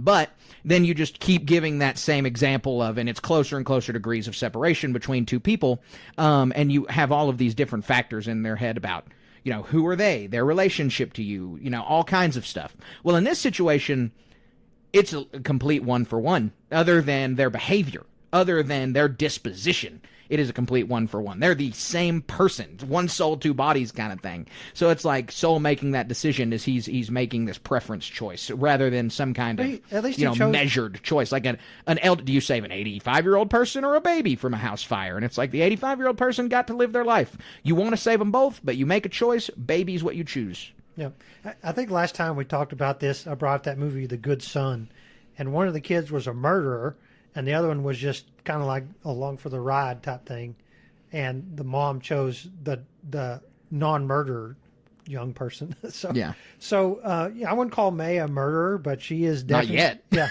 Yeah, well, yeah, not at this point. Would you kill baby Hitler kind of situation? Well, but I mean, Soul chose the lot. Yeah, he did. No, I don't think Soul made the wrong choice, but I think this is where we're supposed to say that he made a choice and that there's supposed to be some wrongness here. And I think literally, though, if he can hold up two platforms, he was capable of pulling two girls who weigh less than that towards him. Probably so. And especially after he lets one fall, lets go of the other platform, he doesn't use any force abilities to draw Ocean to him. He just lets her fall and catches her. Mm-hmm. Like, these are Jedi. They're not some dudes. Right. So after all of this, we cut back to the Jedi ship where Torben apologizes to Indara. She is mega passive-aggressive here. This is another... Indara has got some flaws. Because he apologizes, and then she looks at Kelnaka and says, inform Coruscant that we're going home. And that's just rough, man. This guy just went through so much, and now you're just twisting the knife. And then she snaps at Torben about how she told him not to interfere. And then she scolds Soul for the same thing, about how he got involved and she told him not to. True. Not saying she's wrong, just saying she is not empathetic. She is not an empathetic person. We don't get any time with her in the first episode, so we don't really know that from this. But based on these episodes, or this episode, she is not empathetic whatsoever. No. And so she, as Soul walks past her, they like swing on each other. They grapple with each other. They're doing some karate moves out of anger with each other, not Jedi way at all. Like this was very visceral. They are all traumatized. Yeah, traumatized. Exactly right. Because they would not be... I mean, this is not two Padawans. This is a master and a knight that are about to beat each other up because of what just happened. Torben shouts at them to stop, and then they both look very disappointed in their grapple. They understand that they just had this bout of weakness. But nonetheless, they did have the bout of weakness. Indara says that she will tell the council the truth, that May burned down the fortress and everyone was lost. Which is the truth, not the whole truth. Lie by omission. Yeah, exactly. And Soul protests by saying he must face the council. He wants to atone for his sins. He's like, I've got to go and tell them what happened. And then she asks why he would do that and puts a ton of pressure on him from an emotional place. She says that he would take away her dream, referring to Osha, by doing that. And that's all about Osha's feelings. Indara is way too emotional right here. She is taking into account Osha's feelings in a way that the Jedi are not supposed to do. That how would Osha feel? Well, yeah, that sucks. But the right thing to do is still go tell the council. And so every Jedi here seems to be in fault in some way or another, as we keep except saying. for Kelnaka. Well, I mean, he's still at fault just by virtue of he got possessed and was fighting those people. Again, not his fault, but he's going to feel like he's going to feel away for sure. Yeah. And so then we have Osha wake up and ask what happened, and we learn that Soul feeds her the cover-up line from Indara. But this isn't like a grand conspiracy cover-up. It's just a cover-up between the 4 of them. It's just the 4 of them you can see have how decided. it magnifies itself back when it skips back to the present. It's a bad lie. Yeah, it is. Like not bad as in constructed poorly, bad as in it corrupts. Poorly. Yeah, it's or not poorly. It's a bad, yeah, exactly. You're right. You're totally right. So this episode was really good. I think it was a great penultimate episode. It solved the mystery for us. You know, something we've all been chomping at the bit for since this episode came out, or since this show began, like you said. And so I was really happy with what we got. I think most everything lined up helped give a lot of context, and I enjoyed this episode quite a bit. Yeah, I mean, I think it's just okay. Again, I'll echo myself from earlier. I think once we get on the other end of episode 8, if somebody were to slice and dice this thing into a 2-part movie, would be a more optimal. It feels like a lot of fluff. Having to go back and rewatch a bunch of scenes, I feel like there's a better. I'm not wise enough to know what a better way to do it is, but I feel like it could have been handled better somehow. Yeah, there's a lot of repetition. I mean, we skipped a bunch of things that were just rehashes of episode 3. And then there's so much stuff in this. Like we had at some point some deep philosophical discussions. We hearken back to what happened in the books. It seems to me like there's, when you start talking about M count and you start talking about this and the morals and ethics that guide all these different people, it seems like there's a lot of extra stuff to get the full picture of what's going on here. Mm-hmm. And so, I'm happy for it. I can appreciate all this nuance, but you get like, and I'm probably going to butcher this too, but you get like some sort of Dunning-Kruger effect here where you get the bomb throwers who think they know a little bit about this stuff and are criticizing something here from ignorance. And like, it's hard to give an example offhand, but like cortosis was the big one from episode 5. Mm-hmm. Oh, why are the lightsabers short? Because of cortosis. Right. But this is it's I don't know. It's an attack. Seems like an attack vector for something, but you shouldn't be worried about that because you're always going to have these ninnies saying stuff.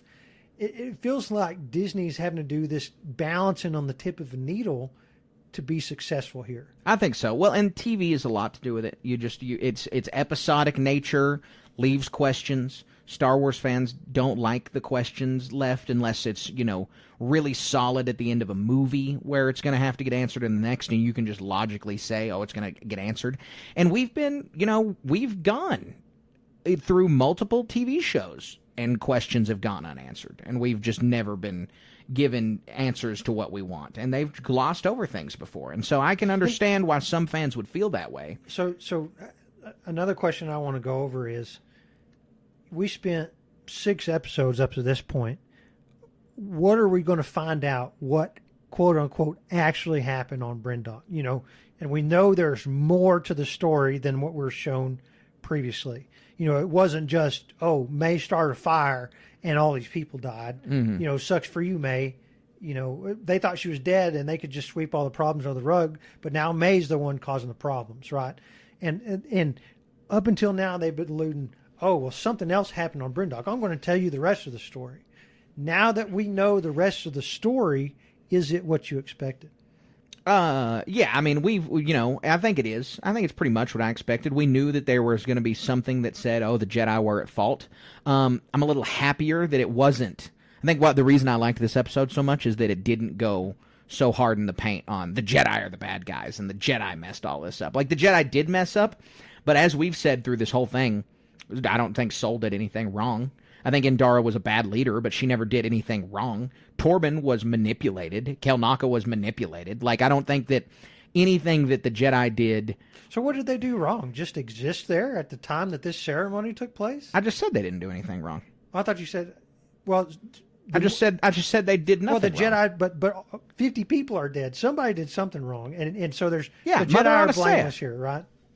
Yeah, pretty much. I'd say so. The Okay. Jedi are blameless. Yeah, I mean, look, Well, again, they're acting on what they did wrong is they made decisions on incomplete information. So that's how people work. That's how and we that's all fine, exist. and that's fine.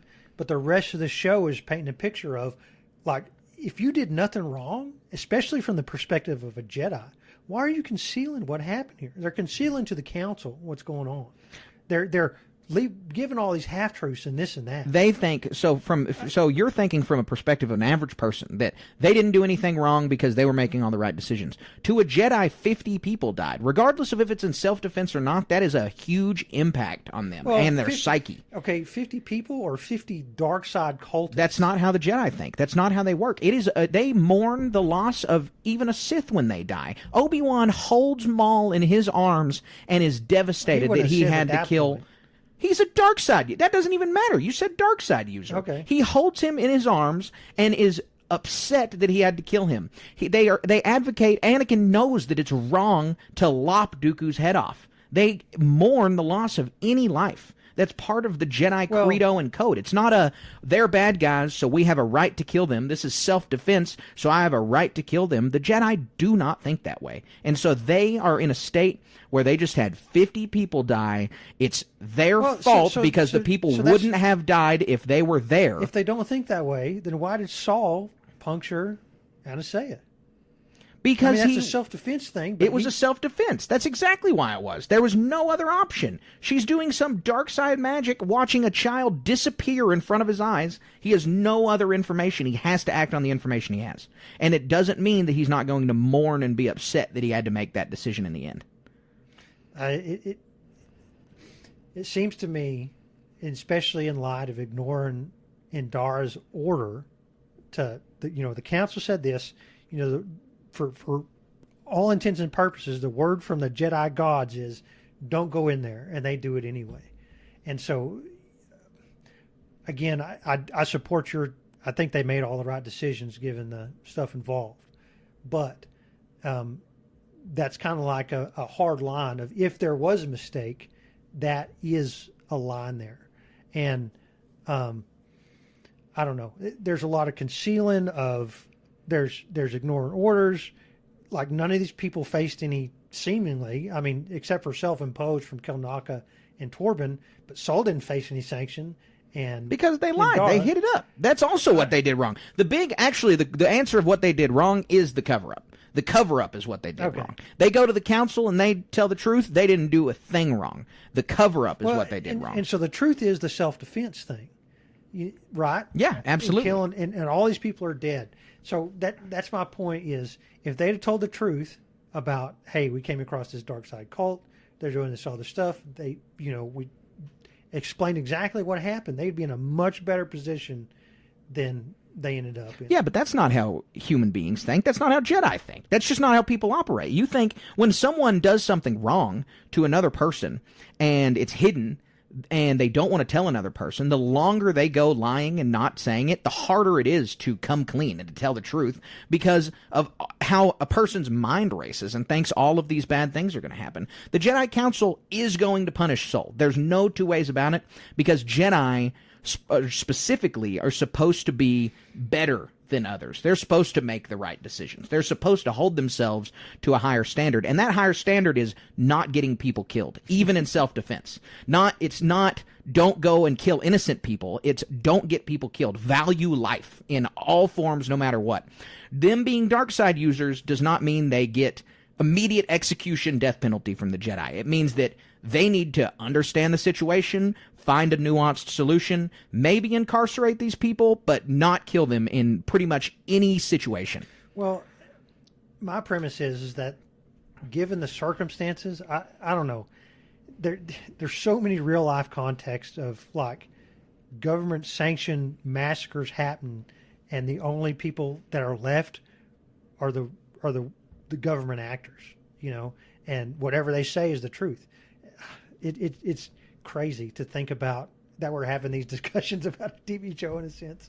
Does that make sense? I didn't understand the last point. No, you'll have to. I mean, I understand all the point about real world government sanctions, but the Jedi are not just government agents. They're not the FBI. They're not regular people. Like, they have a different moral code than we do. Some of the Jedi's moral code is wrong. It's not correct as far as real life goes.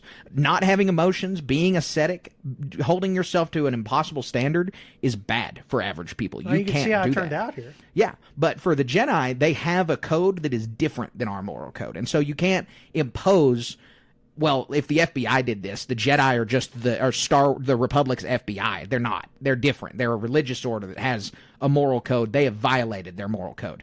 Yeah. I don't know. Okay, I think we discussed that enough. Okay, all right. You know, I made my points, you made yours. There we go. Okay, all right. Well, now we're going to head on to our Always in Motion segment, where we're going to predict the final episode and what's going to happen next. Difficult to see. Always in motion is the future. All right, Colin, so we are here for the Always in Motion segment where we predict what's going to happen, usually in the rest of the show, but the rest of the show is one episode. So what are we getting in the ultimate episode? So the final confrontation, right? You know, I think a lot depends on if there's going to be a season 2, but well, from interviews, it sounds like not that there is going to be one, but that it's open enough that there will be. Like there could be. Sorry. So they've left the end open to it. Yeah. I think one of the biggest points, and I should have brought this up earlier, is I have a really hard time, you know, the show's called The Acolyte, and Osha and May, are they was May the acolyte of Khmer, right? And so are May and Osha the main characters of the show? But if you go by this episode and what a lot of these episodes, the main character of the show is Saul, it seems like. So, and then based off of what we said last time, I think they're setting him up as the scapegoat for this whole thing so Khmer can get away. So there's going to be some big epic fight. And there's going to be a reckoning on Brindok. I don't know how Khmer and Osha are going to show up in this situation, but maybe they meet on this not Octo planet. I don't know. But to put simply, a giant reckoning, right? Yeah. Is what's going to happen. No, I think so. I think that there's going to be this giant reckoning that we'll see Soul fight Khmer, we'll see May fight Osha, right? Yeah. And that, as I said in the last episode, I think we'll see Osha fall to the dark side. That helmet was kind of telegraphed, right? That helmet was kind of like, she's either going to die or fall to the dark side. But I really hope at the end of this thing, something definitive happens with these characters. You know, I mean, because like, except for a few small scenes, Osha's been just like this passive passenger in a lot of this stuff. And May is very active. She's killed a lot of people, but she's also really wishy-washy in her decisions, back and forth, I think May is going to die. I think that Osha will kill May as her final act of joining the dark side. Yeah, that's a bold prediction. That'd be interesting. Because, I mean, if you really... This may be more of me thinking that it's just a one season kind of thing, but if she does that, Soul gets killed because... I mean, this is my prediction for the fight. This is how it's going to go down. May versus Osha, Soul versus Khmer, in no particular order.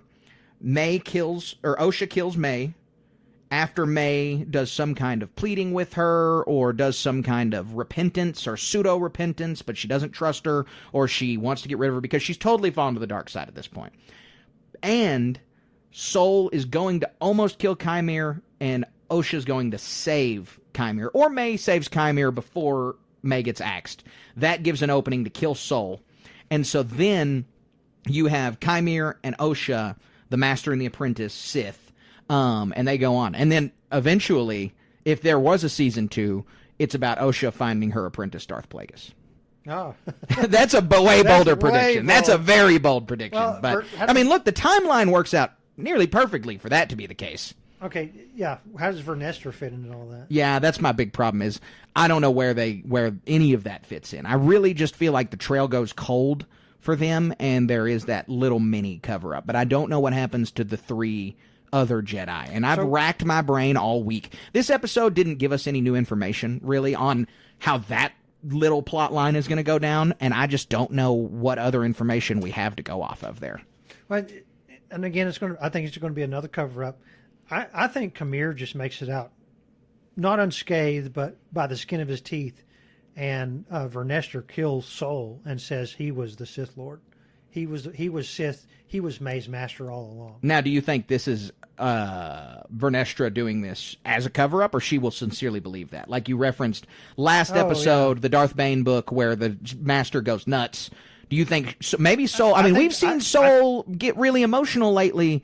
He might actually sincerely fall to the dark side, right? Yeah, he could. And we saw those seeds planted in that episode where they said, well, these lightsabers, it could only have been a master. Like, Soul could go nuts. I mean, that's not out of the realm of possibility. I think Vernestra just doing this raw kill you cover up as like Machiavellian Jediism is way off. Is just that would be way off the reservation for Star Wars. That would be too much. It's a good question to ask, but so they have depicted Vernestra as being under an immense amount of pressure, and so it's really probably the way the MO of the show is. It probably could be left up to interpretation.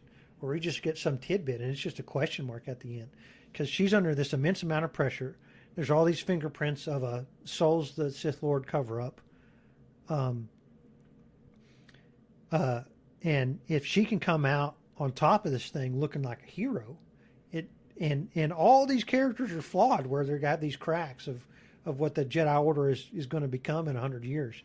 It's not untoward to think that if an opportunity presents itself, that she's going to take it. That seems too Machiavellian for me, for any Jedi. I mean, we have seen these characters have flaws, but that's pushing a boundary of killing another Jedi Master just because it's going to make you look like a hero and it's convenient to cover up. That doesn't seem in line with what we've seen so far. That just seems too far-fetched to me. That is way too Machiavellian. Okay, I guess we'll see. Yeah, we will see. We will see, definitely. I think the fingerprints are there. Okay, all right. Well, I do think there's going to be a cover-up. I'm not disagreeing with your cover-up. I'm just disagreeing with Vernestra does this out of basically purely selfish reasons. Like, there's no benefit to the Order or anything through that, except, I guess, the Senate, except her being like, well, now the Senate can't investigate this. But that, again, seems too Machiavellian. She's not telling the council anything. Yeah, no, she's not. It is crazy, but I just don't. That seems like a big leap. We haven't seen, unless we really get the dots connected, that Vernestra was Chymere's master and she abused Chimere as a Padawan. Then there are those seeds, I guess. But that's a big. All of that happening in one episode, gonna be really jarring. Gonna be. If you read the High Republic books and you fell in love with Vernestra Row's character and then that happens, I mean, I like Vernestra Row, but she's got some diehards out there, and I do not want to be on the other end of those tweets if that happens. Yeah, that's wrong. All right, so that's our Always in Motion segment. We appreciate you guys listening, but we've got a lot more show left. So let's head over to our How the Force Works question. That's not how the Force works. All right, Colin, so we've got a really cool How the Force Works question this week. This one comes from Tristan, and he says that he's been struggling to get his girlfriend into Star Wars, and he's asking us what is the best way to get new fans interested in the universe. I think if we had a good answer to that question, we'd work for Disney. There's a lot of facets of this, and it takes so much. It's a really deep philosophical thing. It could be just as simple a thing as like, my kids, they're that young and impressionable, and they see a Grogu toy, they love that stuff, but they're not Star Wars fans, but they like Grogu a lot. But really, what I think it boils down to is escapism. Star Wars, science fiction, fantasy, and in general, where no matter what the media is, books, video games, movies, a lot of it is putting yourself in that character's position and fantasizing yourself as that character. Like I said earlier, to ask what was the first Star Wars toy you played with, and I said a stick because I was pretending to be Luke Skywalker, right? Mm-hmm. But so much of the universe has to feel like you yourself could live in it as well. Like there's some sort of realism, but also that escapist fantasy of flying a starship, escaping from the bad guy, being the hero, saving the princess, wielding cool weapons to do cool things. The lightsaber is just so over the top cool. How many do I own? 8 or 9 at this point, and so it's that environment that the creators have to make. It's not exclusive to Star Wars. Another successful thing was that Fallout. live action TV show. It did phenomenal stuff, and it has, I know me and you don't like those games, but so many other people do, and it's because they're able to escape into that fantasy land that somehow speaks to them. And so that, I think, where the essence and the penumbra of that thing is that somehow it speaks to them. Somehow Star Wars speaks to us, right? Yeah. So you gave a way more philosophical answer. I was ready to get into the dirt, so I'm going to give a practical answer. So I think for most adults, you got to start out with the original trilogy because everybody knows the twist. Everybody is aware that Darth Vader is Luke's father. So don't go through some goofy machete order, preserves the mystery, and don't do chronological, or don't do episodic order, because although it makes sense to you, it doesn't make sense to everybody else. Because what's the significance of the Skywalker name? Why is Anakin a significant character? Why is his fall important? Well, it's actually better to go see all of his misdeeds before you see his redemption before you see his fall. Because the other way around, it's just reading a history book. But this way, it's telling a story. And so I always say start with 4, 5, 6. Also, another reason is because if you're showing it to a younger person, sometimes, this is not always the case. I'm a young guy. I'm Gen Z. A lot of people in my generation do not like old movies because they don't like the technology and they don't like how the technology is presented. And so it's really jarring. I've heard a bunch of people in my generation remark on this who have watched it episodically. It is, and it just, matter of fact, is jarring to go from the CGI of Revenge of the Sith to jump into A New Hope. Like, that is a big change in special effects. And so if you do it in the other way, then you also get the element of being able to appreciate the way that the special effects have changed and the way that they've evolved, and understanding what came before gives it an even better weight for Revenge of the Sith. And so that's kind of basic. But if you've already shown them the movies and they're not interested, then, you got a little bit of a problem here, right? So Star Wars is so expansive. Colin was touching on this just a second ago in his answer. There are video games, there are novels, there are audio dramas. Find things that people like. If they really like books, get them a Star Wars book that is also going to fit their niche, because there are crime novels in Star Wars. There are comedies, there are dramas, there are epics and horrors. There's all kinds of genres in the literary realm. And so you can find things that people like. If they like comic books, they like superheroes, just get them a Star Wars comic because they're fun. Star Wars comics are good. If they like video games, that's a really easy in. Because there's great Star Wars video games out there. So you can really tailor Star Wars to people's individual interests in content or in media, where you say video games, books, or comics, or even in content where you say horror or Western or whatever. You can find something that's going to appeal to someone, probably overlapping those two categories, like a Western comic or a horror book or a, epic video game. You can find all of those things that's going to appeal to somebody.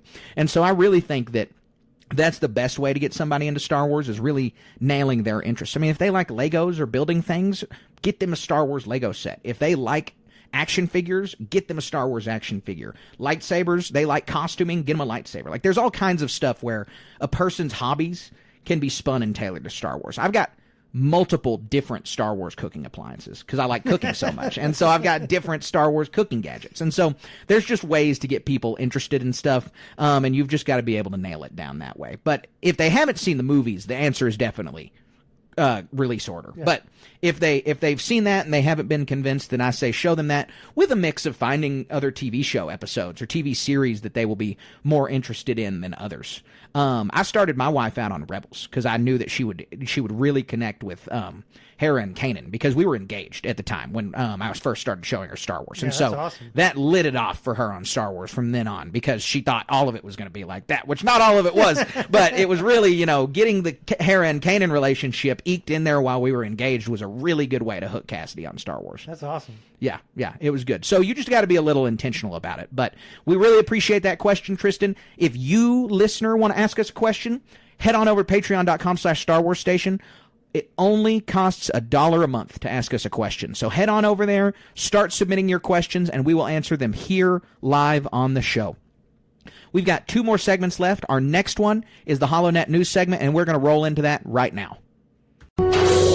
You made the HoloNet. All right, Colin, so we've got 3 news stories to talk about today. The first one is a new movie update, pretty exciting. We have Jonathan Tropper has been announced as having Jonathan Tropper is going to be writing Sean Levy's Star Wars movie. Remind me which movie that is. Yeah, we don't know. It's called Sean Levy's Star Wars movie. He hasn't Is this another one that we don't know about? I mean, we've known that Sean Levy was going to have a Star Wars movie since November of 2022. But there's nothing attached to it. We don't have any other information about his movie. It's not one of the 3. It's not Dave's film, James Mangold's Dawn of the Jedi film, or the Rey New Jedi Order film that have given us like a time period. This one we have no information about. With potential projects out there. I guess this one flew out of my mind or something. Yeah, this one kind of got put in I mean, there hadn't been a whole lot of news, but I mean, it's got news now, so it's obviously still in production for now. So, yeah, God, these guys teaming up might be a good thing. There's a lot of really good credits. I don't want to get these names wrong. Levy he's fixing to come out with a big movie, Deadpool and Wolverine. Yeah. Do you like those movies? Are you a Deadpool and Wolverine fan? Are you a Deadpool fan? Not like some people are. Okay, people sure. take it extreme. There are some. Yeah. I like superheroes just as much as the next guy, but I'm not going to be like, yeah, let's go watch Deadpool. Mm-hmm. But Tropper wrote the Adam Project, and so a lot of the big overlaps. Another movie in the mix here from Levy is Free Guy. So that's Ryan Reynolds is in a lot of these. Is there going to be a Ryan Reynolds Star Wars That'd movie? be pretty cool. That'd be pretty cool. The first thing that pops into my mind is some sort of Han Solo companion or cohort. Or something definitely. along the lines An of outlaw, Han Solo, definitely. You know? I don't see Jedi Reynolds. No, please, no. Yeah. Gosh. No, I don't see a Jedi Ryan Reynolds. But some sort of like foil, or not necessarily. I don't want him to exist alongside Han Solo, but he could. I don't know. Mm-hmm. That's a fun idea to throw around. But Yeah. he's a common denominator in both of these guys' projects. Yeah, no, he absolutely is. And another thing about Levy's movies, at least, is that they're all comedies. So we might see a more lighthearted Star Wars movie. Exactly, Very exactly. Cool. So our next news story that we have to talk about, this one is very exciting. I'm pumped about this one. We talk about this a lot, and it's time. The Bad Batch has written up, and so it's time for us to get something like this. A production coordinator has started to be hired for an unnamed Lucasfilm animation project. Yeah. Not Indiana Jones? You think Star Wars? Yeah, I think because Bob Iger came in and said, focus on Star Wars. And so I don't think we'll, sadly, be getting any animated indie. Well, they're still doing the Tales of the Jedi, the kids show, right? No, that's the one. Young Jedi Adventures. Young Jedi Adventures. Yep. That's still being produced right now. I need to get my new son into that stuff.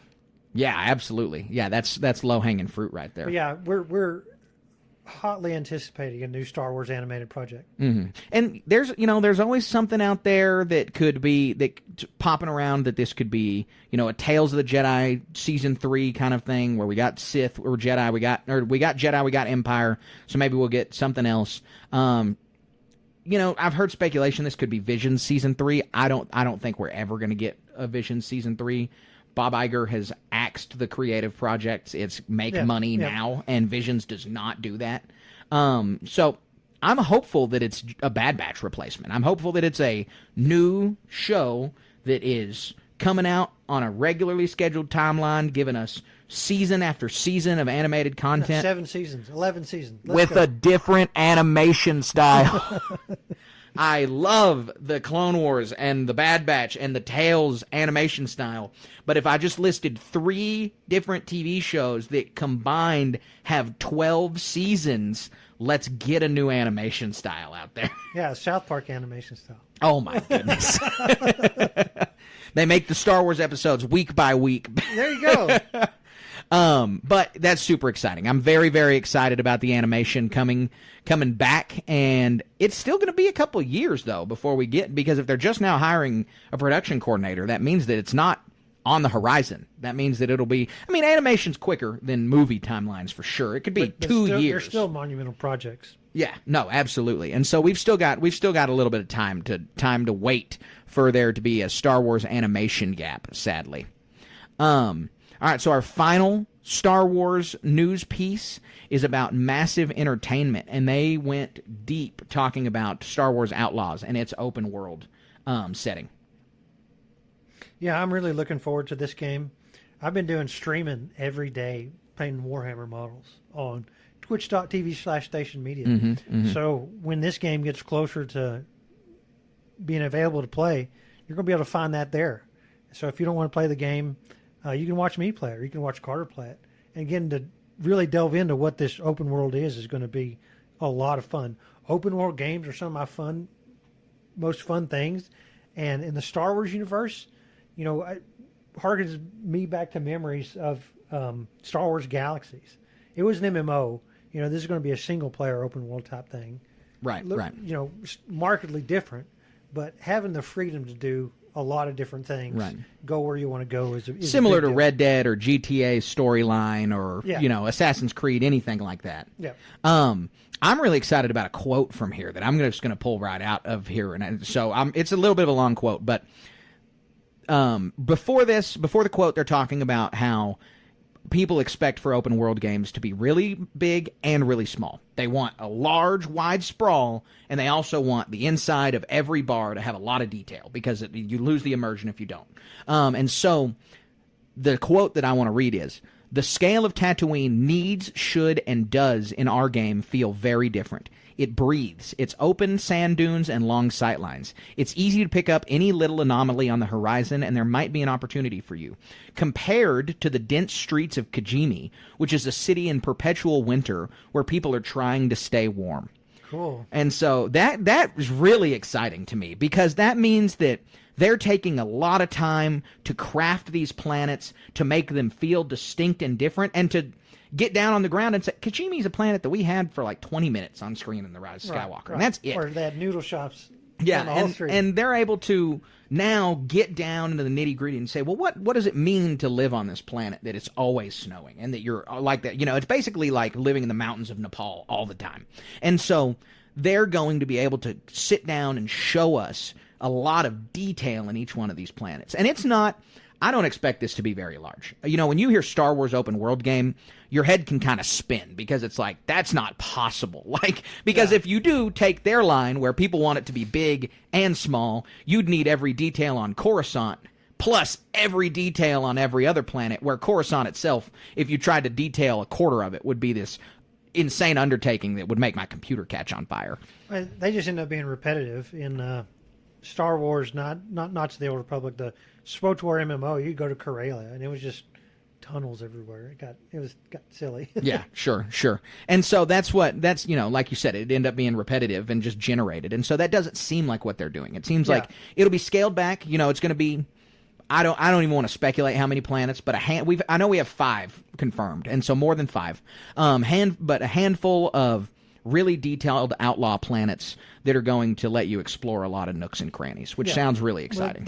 And it seems to me like the system lends itself to DLCs, because you could download a new planet for $10 or something like that. I hope free, so. It would be hopefully, but it would be so great if they they just continued to roll out DLC planets. That would be Yep. that would be awesome.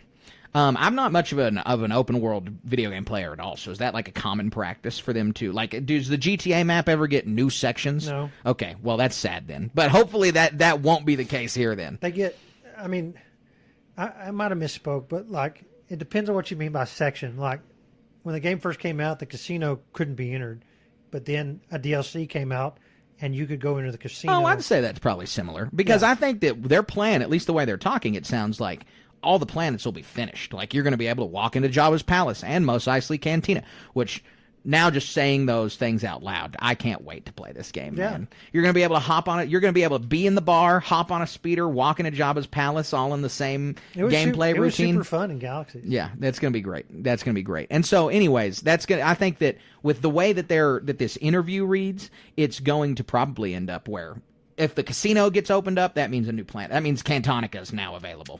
Yeah, cool. I mean, that'd be awesome. Yeah, I hope so. I hope that's the case. So this got me pumped. I was already super pumped for Outlaws, but that interview just got me more excited. Yeah. So anyways, guys, that is the news section. So we got one more segment to go. We're going to roll right into our Star Wars moment of the week. We would be honored if you would join us. All right, Colin, so I got a text message from you about how pumped you were about this Star Wars moment of the week. So I'm excited to hear it. I hope it's awesome. This one's super unique. So I was scrolling through Reddit, I think, and I saw an ad that says sign up for the Space Force. Yeah, so I filled out the real life ad. one. Nice, cool. Yeah. I'm a month and a half away from being ineligible. But I, it kind of did it as a lark. I mean, there's no harm in filling the application out, but that'd be crazy. I get to go be a space marine. Yeah. Space shuttle door gunner or something. And Star Wars is in space, so this is space, right? That's how I'm going to link the two the moment to Star Wars. Yeah. But I mean, I guess we'll see what happens. They're going to call me next week, they say. But oh, nice. Well, I'm sure that they'll offer it to you because, I mean, they just, in general, I think the military is trying to get people in right now. So I think they'll be like, yeah, you want it? Because you have prior service experience. I have prior service. I have my college degree. I have security clearances from working out at Pantex. But, like, I would take a massive pay cut, and I could end up living in Colorado where I don't want to live. Yeah. There's a chance I could end up living in Florida, an hour and away from Disney World. Yeah, that would be good. So, I had in one of my classes the 5th person to ever be sworn into Space Force was a guy that was an officer that was in one of my classes. That's cool. He was a cool guy. He was a super cool guy.